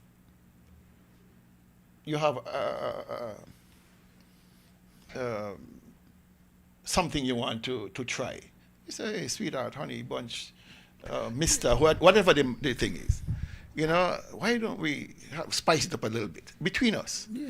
Why are you going out to these places and spending good money in the first instance and have the potential of bringing home diseases to your family? But since when this becomes public business? It's not. This is not public business. This is private business. This is not for public consumption. I just find. And to say that you are going to lift what you do at your home and put that on Main Street in Charleston, Kelly, is a bit troublesome. Okay, you are from.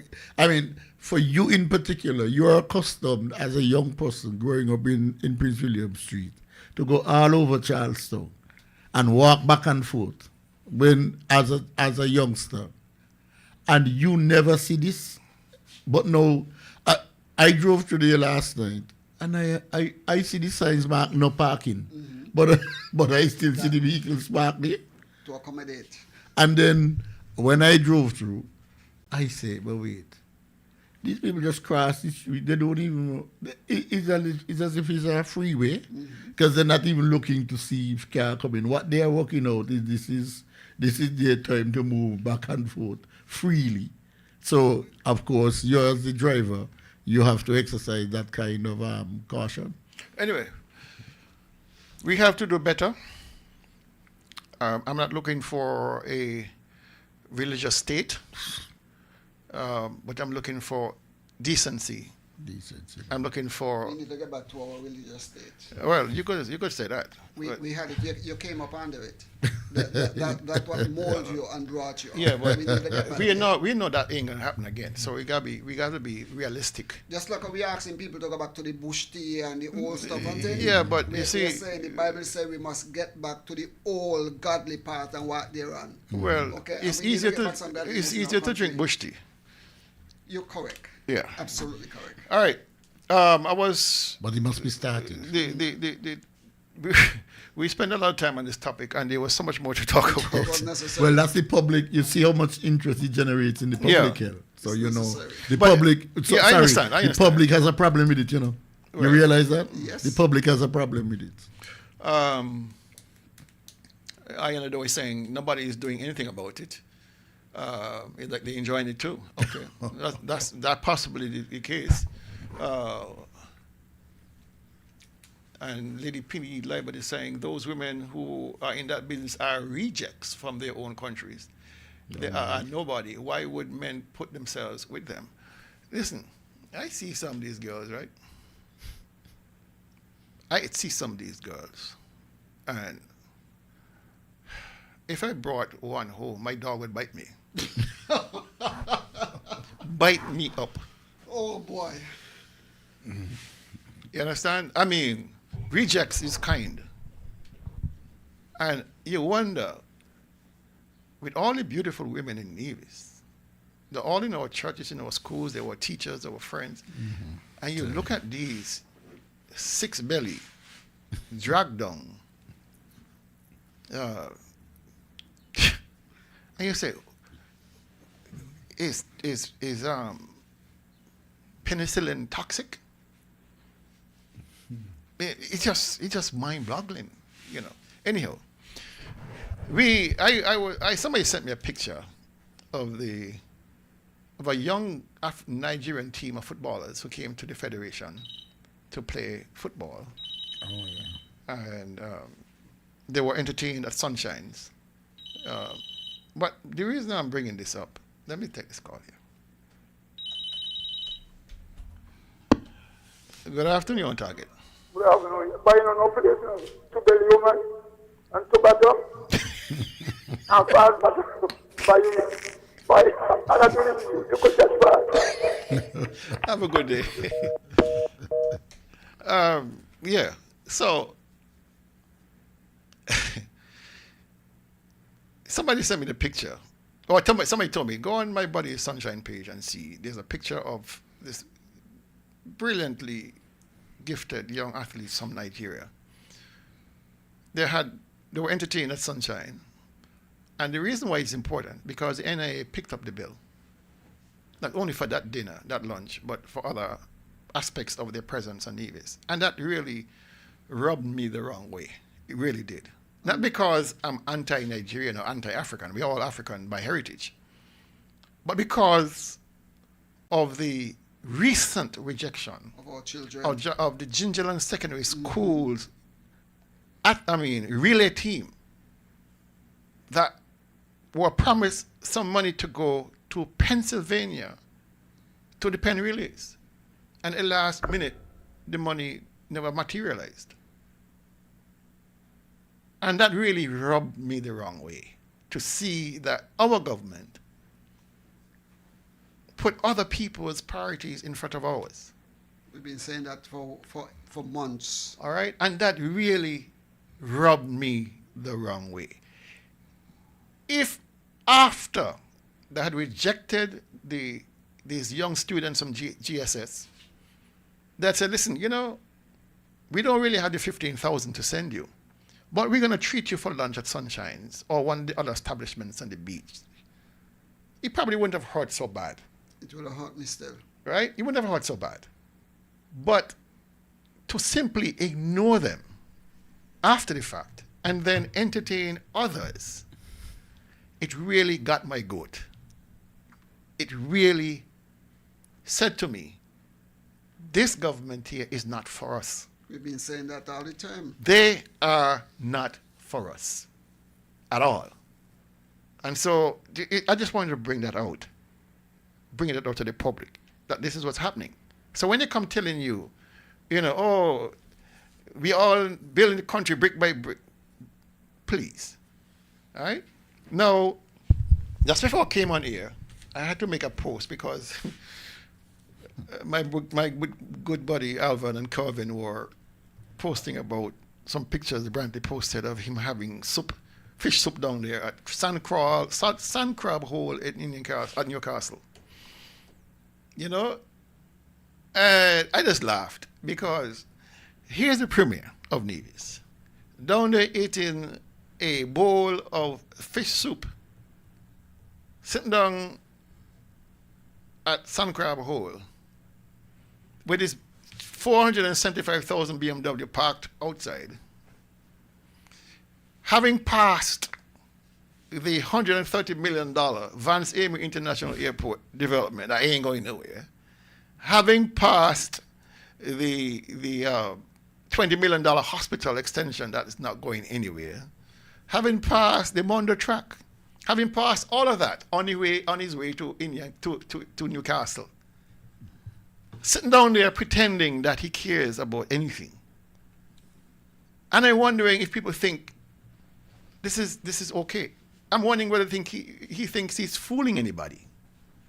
You know, there's an old saying, fool me once, shame on you. Fool me twice, shame on me. You're out there to give support to Zook Jeffers, a literal corpse that has been buried for 2.5 years by Dr. Janice Daniel Hodge over there in St. James. And you're doing everything to try to revive this corpse of Zook Jeffers by driving your Euro car, your $500,000 BMW, to impress who? The two pictures do not match. You're not going to convince anybody in St. James that your ostentatious presentation jives with you eating some fish soup down there in the bay. You wonder who's advising this fool? Who is advising this fool? Because if I were he, I'd get the smallest dilapidated rental I could find to drive. That's beneath him. But you are going out there in a community that has been hit hard because the whole country is in recession, driving a top-end BMW, living in a $6.5 million mansion, getting 2 salaries every month, and somehow you believe you can identify with the struggles of poor people in this country? That by eating some fish soup, that you're somehow one of the boys? Yeah. That is how it goes?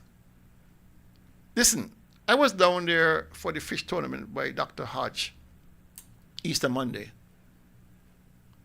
And what the fishers of St. James need, most of all, especially down there Sun Crab Hole, is a pier. They need a pier. They need a ramp to launch and to retrieve their vessels. And lockers. You understand? That's what they need. Not you coming down there and sitting down and eating some wrenchman in some soup. How is that helping the people? How is that empowering people? It's actually an insult to people. You cannot identify. I mean, you're wearing Gucci shoes to the beach to eat soup to impress who? Are you serious? Oh, Jesus wept. I am smiling while you're speaking, right? And why I'm smiling is because I'm saying Jesus told me in Matthew chapter 23 that there are these type of persons who will go to any length, will do anything, stoop to any level, climb to any height to win one convert. And when they would have won that convert, they turned that one convert into 7 times the children of hell than they are. And this is a classic premier, because I would have had dealing with him in his early age coming into politics. And let me say, when I met him for the first time and began to discuss with him, I thought the man was a gentleman. I thought that he had some class. That at one point I even went into the village and says to some of the villagers, I met this guy, he's talking, what's not. He sounds pretty good. And I remember one of them tell me, get up me out. But I couldn't understand it. But by the time I had my 3rd conversation with the man, I realized this is one of the biggest handman that anywhere exists anywhere on the earth, because he was trying to hand me. And he came down to my level. Came right down there, speak to my level. But I was wise enough to find out this guy is trying to butter me up, to use me for his own nasty end, and that is not going to happen. It cannot happen. Gentlemen, I got one more topic before we go, because it's a major one. And I want to get through this. I'll deal with the major part, the top. No. All major. With this one here, I never anticipated the interest in that story about the titty bars will take so much time. Of course. You know, so. That's major. Yeah. Well, I've seen enough titties. You don't want to see them more? No, I'm good. All right. I got a catalog. Do. Okay. Let's take this call. Tolo, when I came to you to vote for me, I didn't do that to you. Though. No, you didn't do it to me. Good afternoon, you're on target. Yeah. I just wondered something, right? I've noticed in St. Kitts, and other people have noticed it as well, that people are less inclined towards party, right? Yes, there's the core, there's the base, but I am getting the feeling that a lot of people, there are more independents now, okay? And they would make a difference in the next election. And I was just wondering if it is the same in Nevis. Because when you describe things like this, right, the ostentatious way that they're moving, it's as if they don't care, right? And they don't respect their constituents. They have no empathy, and they just feel that they are going to relate to them no matter what, right? So I just wondered if that is if it's just arrogance, or that he knows the people of Nevis down to a T, that they'll accept this and identify with it. No. Right? Because I can't explain why somebody would look at something like this and think that that's the acceptable way for any politician or a representative to behave. All right. You know, just wonder. Thank you very much for that. Let us talk about that for a second. We're independent. There is a growing population or demographic that arises or raises its head around election time. We used to do something called scoring to prepare ourselves for elections, where you categorize persons as strongly supporting, diehards, or mildly supporting, or on the other side. And from the last few elections, you can't, except for the core, as the caller indicated, you can't count on Manjack to come through. You never know. Because you know why? The politicians on the CCM side, if you look at the level of ostentatious living, and people are saying, oh, so you are getting through. I'm going to tax you. You want my vote. You're going to pay me. You're going to bring people from England and Canada and America. You're going to pay me. And so voting has become transactional. Who got the most money win. And the sad thing about it is, people are no longer looking at issues. People are looking at any kind of patriotism. People are looking at what is best for their country or even best for their families. They're looking to say, listen, you're driving BMW, you're driving, living in a big house, you want to stay in there? You're going to pay me. You will pay me. And so you're not getting that die-hard loyalty expanding. What you're getting is the core remaining core, and the rest are out there flying here and there, looking for a home to land for that election. Also, that in relation to what the caller says, historically, there was a level of independence with the Nevision voter. You couldn't go and tell people that, I remember, for instance, going to Jessop's and one night on the platform and say, when we come to Jessop's, We said, blessed assurance, just up his mind. The next day, Premier Parry called me and said, Hensley, and then Patrice came on and said the same thing in Cotton Grove. The next day, Premier Parry called me and said, hey, nobody comes back over there with that because people are not sheep. People must be allowed to, don't take away their independence from them. So a long time ago, it was independence and people had that sense of patriotism and so on. As you say, things have gotten very transactional now in terms of pay me for this and pay me for that. But you have never been able to put the Nivision voter in the same category. The pool of people who are hardcore NRP and CCM is not as large as hardcore Labour and PAM. But there's that middle ground is where most people have been over the years. This transaction that we are speaking about is something that was introduced into our politics under the Wisconsin Citizens Movement because they understood that on the core value of leadership, understanding government, leading, they would have never ever entered into office. Could not have happened.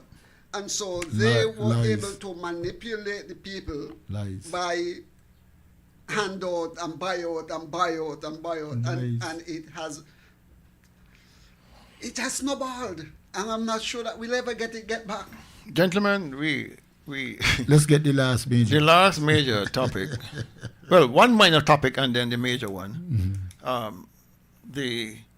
I understand the chief executive officer, the CEO or the manager, as you call it, for NEVLEC, is again off island for another month. He has been off the island now half the 3 months now out of 6. And you are paying this gentleman $30,000 a month to run our utility. And he spends more time off Nevis than on Nevis. There are so many things that require his attention. Mm-hmm. There are so many things you cannot do remotely. The workers need the presence of their general manager to run the ship. Why is the government, why is the chairman of the board of NEVLEC giving such carte blanche authority or allowance for this man to exit Nevis anytime he feels? Why is it possible for him to run Nevis by remote control, run NEVLEC by remote control? It is an abomination. If you do not want the job, step aside. Step aside. But we can no longer accept an absentee manager for NEVLEC. Was that part of the arrangement? I don't know what the arrangement is. Okay. But you cannot have a situation where there's a crisis at the generating plant and the manager is not here. You're not having meetings, staff meetings with your subordinates. You're not getting critical reports because you're not here.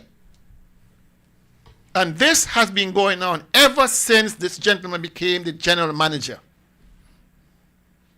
of NEVLEC. So we have two managers doing the very same thing. Who's the other one? The premier.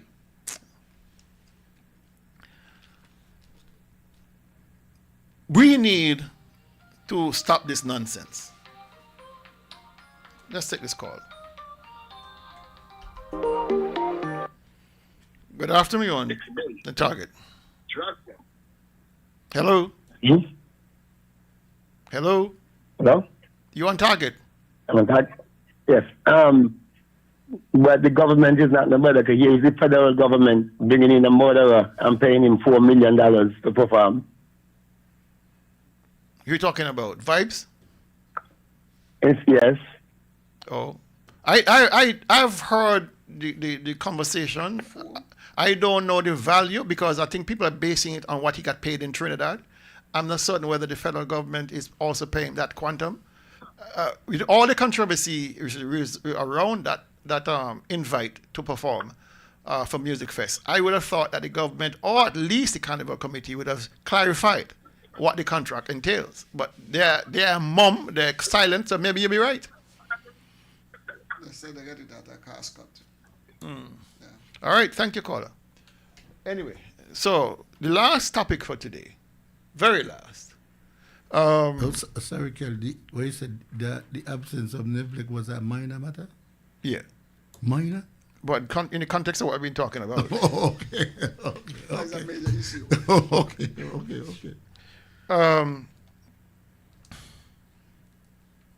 A good friend of mine, who I've known a long time. I shouldn't. Male or female? Don't tell him. We have been serious here. A very good friend of mine. Okay. I learned is now being, for the last few months, on dialysis.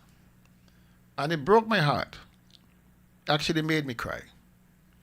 Because this is a woman I love very dearly. A person I worked along with for years during my time at the Ministry of Agriculture. And to learn that she is now on dialysis, having to travel to St. Kitts 3 days a week to be dialyzed. A person who is so selfless, so driven, so professional about her jobs. And she is now required to change up her entire life to be dialyzed on St. Kitts. It is a catastrophe for her family and for her personally. Because the trial and tribulations of having to catch a boat to St. Kitts, dialyze on St. Kitts, relax for a moment and catch a boat back 3 days, every other blessed day. You're on the water to try and save your life. How do we accept this as a country? Well, we had in 2013 2 units brought into Nevis to do or to start the process whereby families would not be so broken up by this need to be dialyzed. 2 units were brought. 2. The Premier and his government back in 2013 came into power, and they decided that Nevisians were not worth saving. That Nevision lives were less than. You say it well. And so they went about dismantling the work that done by Henry Daniel, Premier Parry, to bring relief, much needed relief, to Nevision families. Because, you see, you might be dialyzing an individual, but the individual has family. And it's remarkable that the Premier made 2 trips to St. Bart's, one to discuss wine, one to discuss the airport. St. Bart's, with a population less than Nevis, has a dialysis unit. St. Bart's has a dialysis unit for their people. 1/3 of the population. You understand what I'm telling you? St. Bart's.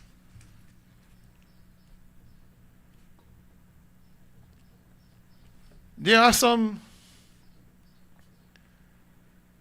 I want to read something to you for the record that occurred in 2014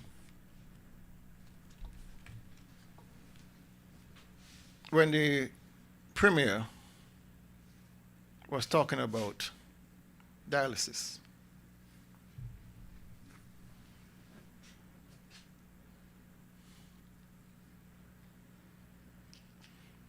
May 29, 2014, a release from the NIA.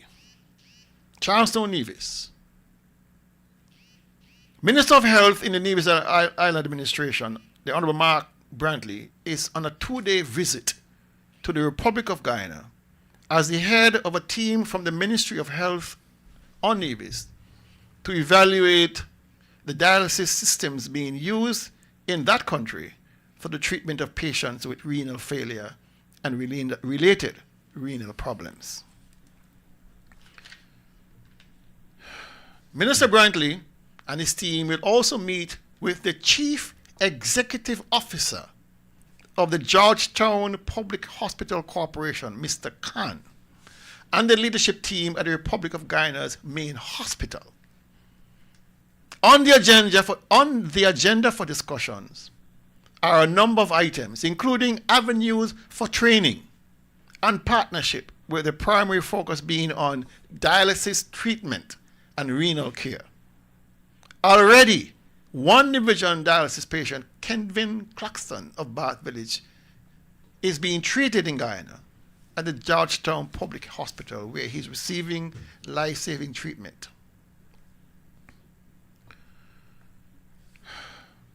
It continues.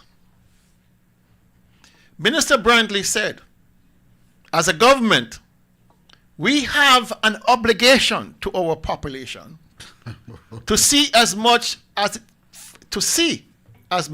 it is feasible to do, to have certain services available to them within the country, so they are not far away from their families. And so it was against this background, he said, that a decision was made at the Nevis end to undertake what he described as a study tour in order to have the necessary conversations to see how we can further cement the relationship between Guyana and the island of Nevis in terms of healthcare.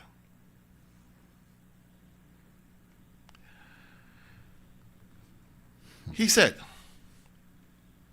we feel that our people can benefit from some training and some technical assistance from Guyana.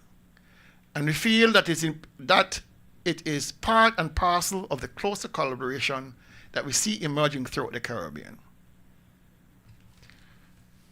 With promised support, Dr. John Estienne, who accompanied Minister Brantley, with promised support, Dr. John Estienne said that the nearest health ministry will undoubtedly be poised to have its own hemodialysis unit in place to even cater for the portion of the population that suffers from chronic illnesses, such as diabetes and hypertension, both of which can lead to renal failure. John Estienne said that the Nevis Health Ministry will undoubtedly be poised. Oh, I read it already. He says, we are hoping that this visit to Guyana will be a beginning of something very concrete on our side in terms of guaranteeing that the service will be maintained in the long run. This is what the Premier says. The potential, hear me his words, the potential dialysis unit at the Alexandria Hospital is already equipped with 2 machines that are new machines and certainly are usable. Yes.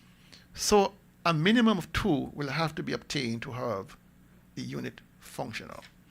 So he said 2 was insufficient, and he was looking to procure another 2 because the 2 were insufficient. My brothers and sisters, this was in 2014. 11 years after. 11 years after, and we are still without a unit. Our citizens, our Nevisian comrades, our brothers and sisters have to go to St. Kitts. We should not be having this conversation in 2025, seeing the start that was made by NRP in 2013 and 2012. We should not be having this conversation in 2025. When so many people are now coming down with renal failure because of diabetes and hypertension. Where is our conscience, man? Where is our conscience?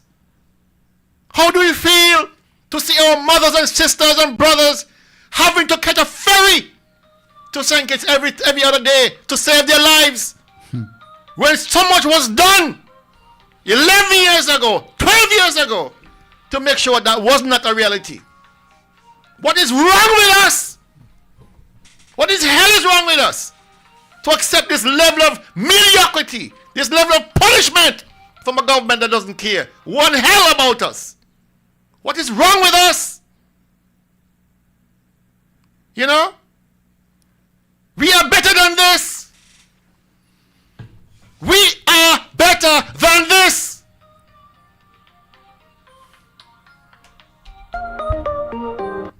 Good afternoon, on target. Yeah, good afternoon to the listening public. Good afternoon. Guys. We know the man not here. And he'll forever keep us in poverty so he could cheat us this way. You know, realize what the man is doing? The man taking away all our financial power to keep us in poverty. We sick, we dead. Show a message to the people again this afternoon. And this not got nothing to do with no NRP and no CCM. This got to do with Nivision and its people. We have in this land. Let me get rid of the man. Let me get rid of the man. With the last election, we vote him out. People class the water. And whoever else imposing upon us, people we get together. We unite together. This not got nothing to do with no politics. This has to do with the soul. And even people we get rid of the man. We never wait till an election. All we got to do is join together and get rid of the man. See what you do to us? It's killing us. Where's the middle class we are in this country? Where is it? You tell me. Good afternoon. You know, Kel, as you say, I as the minister, and it's two things which you mentioned which created a real trouble for me. I was in Anguilla, and I saw two divisions struggle. You had to finish the treatment in time to get the plane to come back to Nevis. And I have said so publicly. There's a gentleman in Anguilla named Rudolph Jeffords, his brother to Augustine Merchant and Andrew Merchant. I've had to thank him profusely while we were in government. You know why? He would go, Keller, pick up people, pick them up, give them a little chance to rest up. The same rest up you're talking about that people need after you come off the machines. And so I said, but wait, Anguilla is the same size as Nevis. St. Martin had, as you just said, St. Bart's, the only place without those machines was Nevis. We came back to Nevis. We put the machines in place. I wrote to Dave Marcel, who was then Minister of Health, said, look, we don't want two sets of machines in St. Kitts and one in Nevis and so on. I told them all that we have. And you know, Kel, I'll say this for the last. Up to last week, people are asking me if it's true we bring the machine in Nevis. So, because in a sense, some people like they are just realizing, are just hearing. There were some patients, two of them have since passed. When you see the hurricane season come, I had to make arrangements. I was in government. I had to make arrangements for them to stay over in St. Kitts because, well, of course, when hurricane come, you can't travel, and there are no boats running.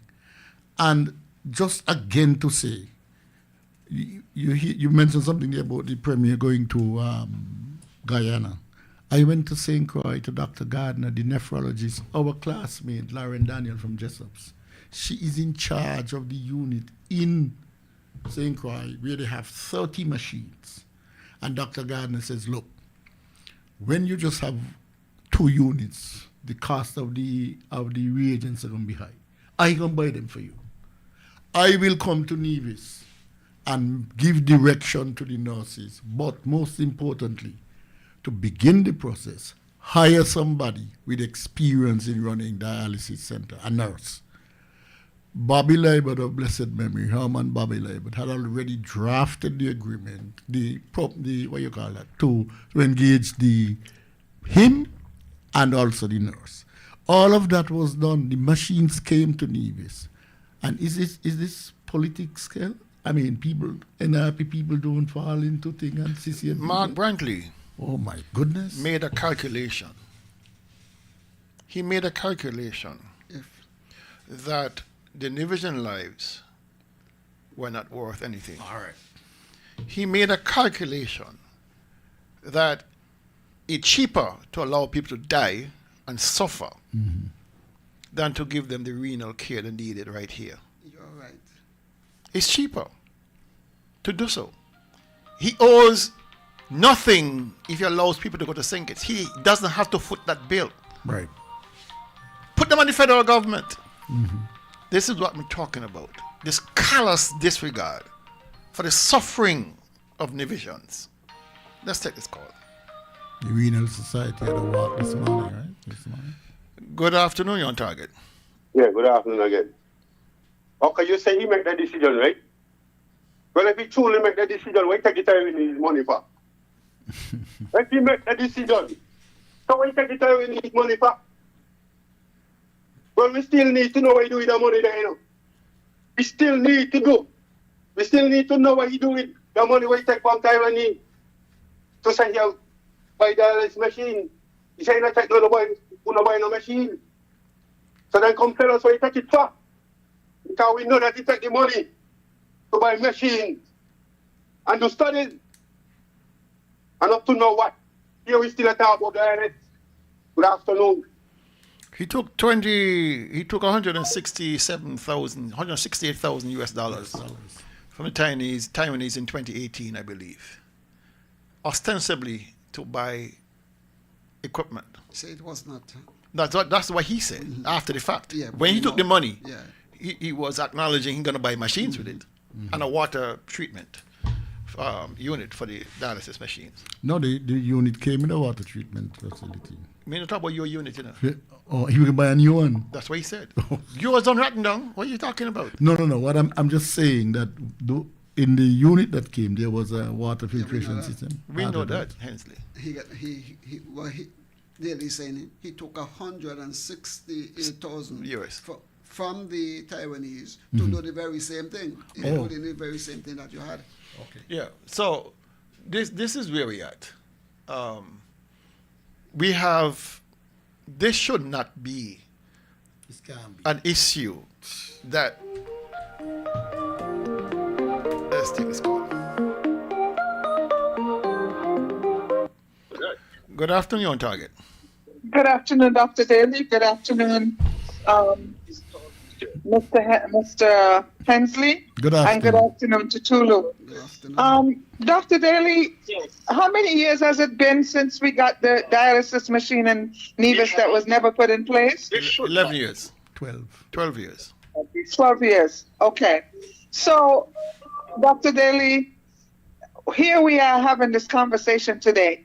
And perhaps it was a good idea not to have a machine in Nevis. Because what could have happened? What do you think would have happened to the machine if it was not properly maintained? Good afternoon, Dr. Daly. Good afternoon. Sorry. There's something. I'm trying to get the sound down on my phone, on my computer here. You on target? Yes. Hello? Yes, I'm listening. Okay, sorry about that. I'm listening to you, and I'm thinking, you know what? Maybe it was a saving grace that the machine didn't get hooked up in Nevis. What would have happened to it at this point? It's obvious that it would not have been maintained properly. Things wouldn't have been going well because they have not shown that they could even manage that. Look at the hospital. Look at where we are. And I'm asking this question because I don't know. Isn't the machine tied into the hospital? Does it have to be in a hospital, or could it have been in a center separate? Of course, Dr. Liebert, Glenville Liebert, asked the government to give it to them, and they will operate it. And so why do you think that didn't happen? Bad mind. Your guess is as good as mine. Bad mind. Your guess is as good as mine, because if you had no intention of operating the machines, rather than let them, the taxpayers paid for them already. All right. A gift from MUA they had some money from MUA. $100,000 US dollars came from MUA towards the purchase. So it would have been expedient for a private doctor to say, listen, give us the machines. We will operate it. We will provide a service for people. Not even that they did. And the Renal Society was going to back up. How callous can you be? How callous can you be? And there are people who died. There are people who died. Several persons who died, who voted against their best interest and now deceased. But look at where we are right now. We're now facing another hurricane season. what happens to these people who have to cross that water a couple of times a week to get this thing? Here we are, a storm may be coming tomorrow, one may be coming the next day, one may be coming next week. People can't move to get their treatments. And he's over there at Sand Crab Hole eating soup. But the premier. Caller, thank you very much. The premier. What? Can I ask a question? What Sand Crab Hole? Where's that? That's down by the beach at Newcastle by the landing site, the fish landing site. Or maybe they're having a cabinet meeting to plan how they're going to get Have a good day. something got to change, Dr. Bailey. Something got to change. All right. Thank you very much. Okay. Good afternoon, you're on target. Hello, good afternoon, you're on target. Good afternoon, gentlemen. How are you guys doing? We are right. What's up?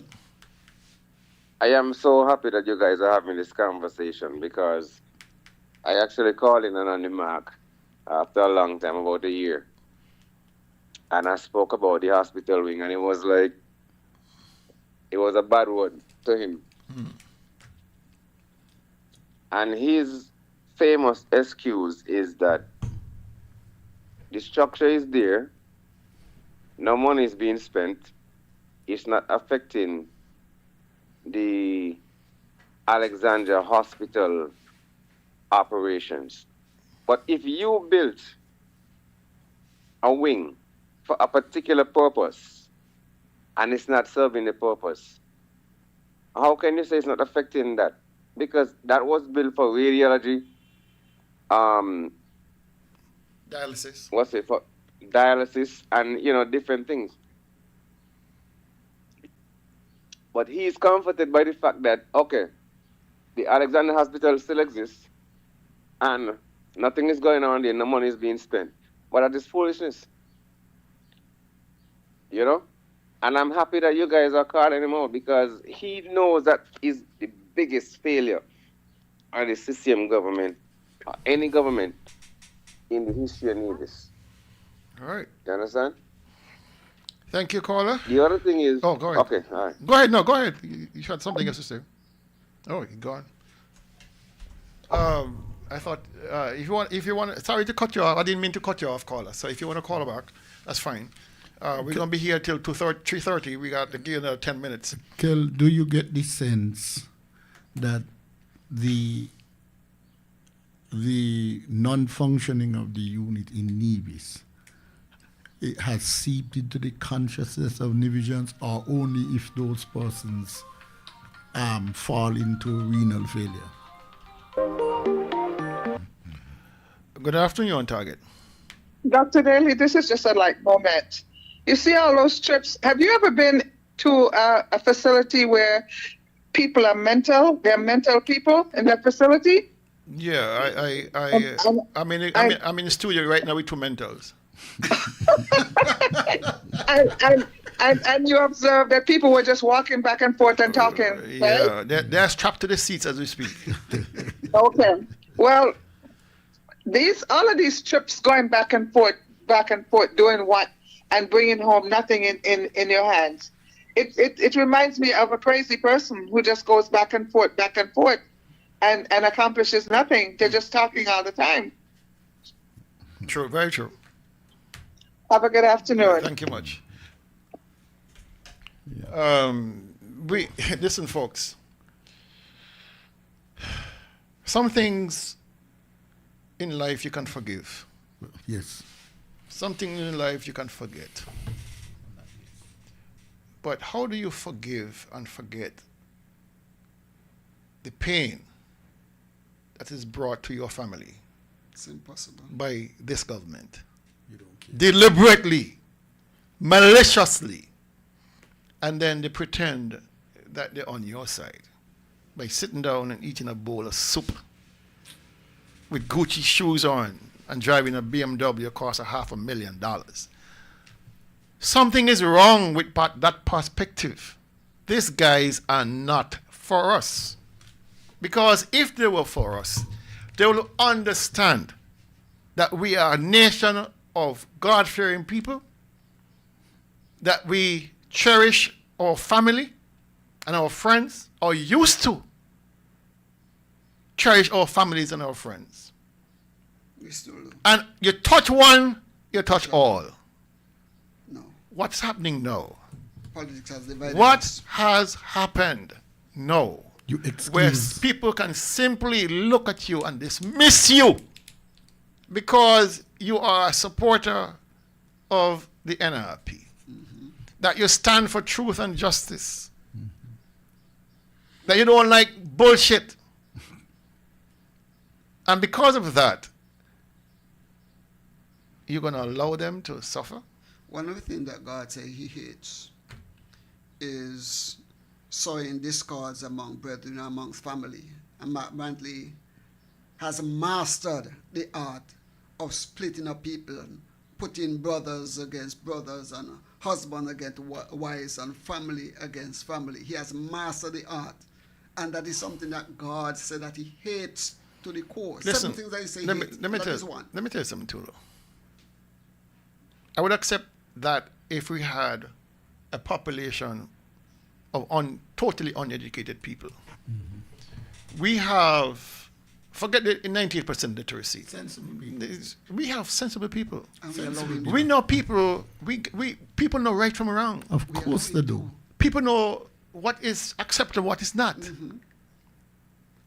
But when it comes to holding your government to account, all bets are off. True. Of course. All bets are off. That is so true. To our own detriment. There are people who I refuse to speak to because they have lost all sense of humanity, morality, conscience, love, interest. All they see is their party succeeding at the detriment of even themselves. And so what conversation possible can I have when you are going to light yourself afire to protect a man who is driving a BMW? But you know, Kel, there's something. Living in a mansion with millions in the bank. Why would I have a conversation with you? You're brainwashed, so if the person were able to brainwash you, you're going to think that way and you're going to function that way. But I am happy that you brought this subject up, right?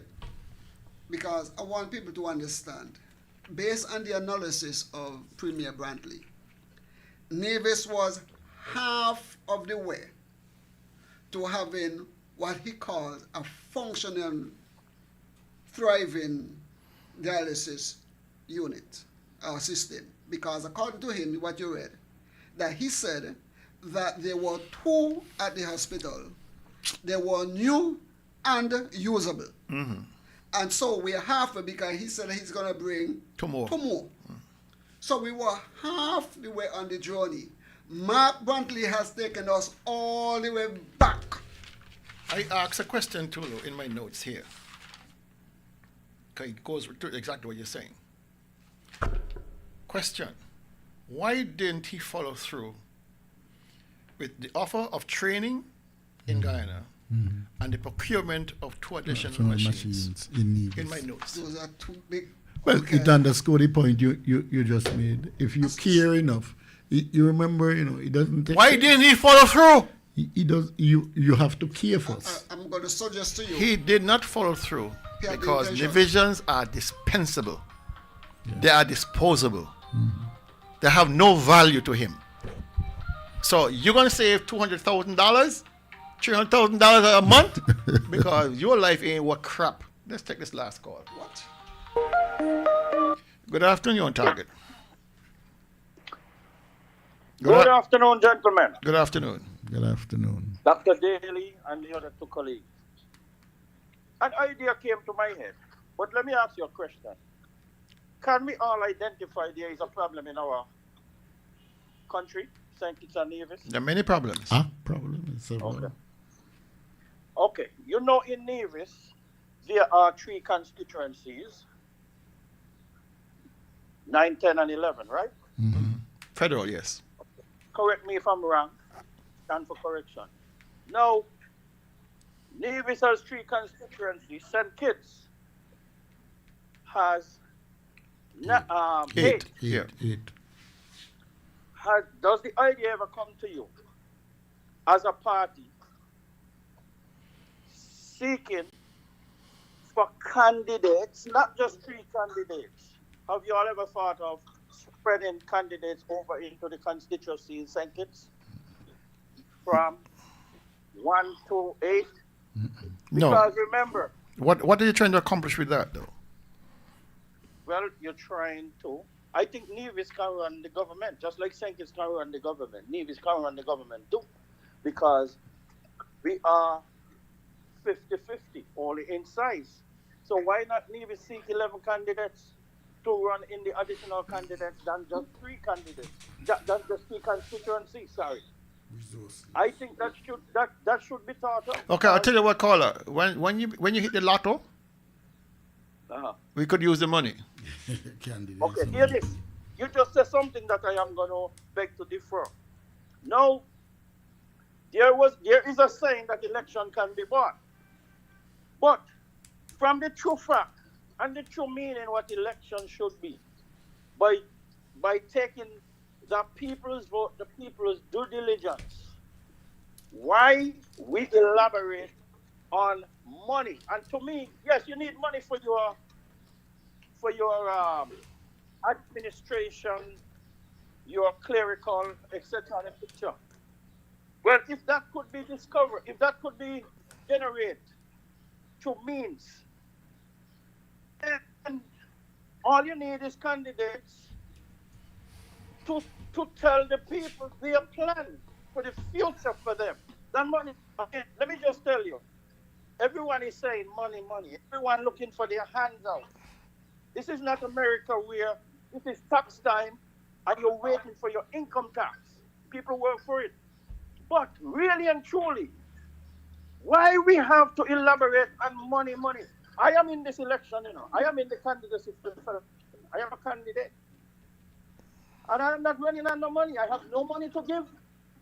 But I'm going to bang my mouth at the end of the day. Everybody's going to bang their mouth.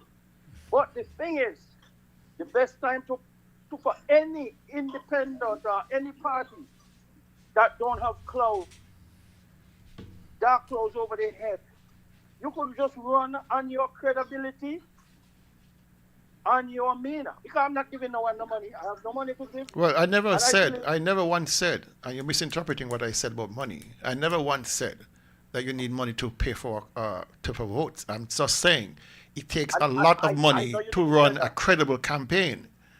You need a lot of money. You need airtime. You need flyers, posters, promotion. Otherwise, you're just wasting your time. You need to be in the public's view. All right? And so it costs. Take it from me who has been in politics for a long time, who has run a race. Believe me, it costs are astronomical. It is not something you simply say, I'm an independent candidate and go out there and nobody studies you because nobody knows you. How do you get your message out there? Anyway, let's take this last call. Thank you, sir. Thank you, sir, very much. All right. Good afternoon. You're the last call for today. Afternoon. These are under no conditions. I would never believe that when a guy decides to build that wing, that piece of whatever it is, in the hospital yard, the Brantley and Brand project, it wasn't about building no wing for Nevis people. And we have to know that. And the people have to go and find out what the real reason why they're going to put down that place. A place like that. Look how they're going to put it down. They say they got a pole from the bill. And I'm away from contractors and whatever from Canada. And pole from the bill. But they build a hospital. And they take up people from around the so who put up the bill in the hospital. Good afternoon. All right. You got a point there. You need a contractor from Canada to build a foul pen, and you got Brand who build anyway. Folks, we are done for today. We gave you 2 hours and 35 minutes. I am exhausted. Mentally, physically exhausted. You're going to have a particular brew now? No. I need something to eat. Okay. I'm actually going to have my breakfast. I'm going up to Barnes, got to eat some breadfruit related matters. we thank you for your patience. Thank you for most of you stayed the course. And sorry, Kel, just to say that the last point on the dialysis, the Renal Society had a walkathon this morning, and they're still raising money to help. They've done a lot of work to help patients. Okay, thank you for that. All right, so we'll be back next week Saturday, same time, same station. I do have to wonder though how effective our broadcasting will be during the Culturama season, given that it's a festive season and people are in a festive mood. I don't think perhaps you would want to hear the kind of Rabak politics. Not an August Saturday. You may want to hear some calypso or whatever it is. So you guys are gonna have to let me know what your thoughts are, whether we should continue into the season, how far into the season, because I don't want to be talking to myself. All right, so people will be listening. Let us know. Your callers have been on the roll today. Well, we are still way out from Culturama, but as Culturama approaches, yeah, sure, of course, it becomes that's normal. We take off 2 weeks. Okay. All right, folks, we're out. See you next week, Saturday, same time, same station. God bless. Be safe for the rest of the weekend. We're out of here.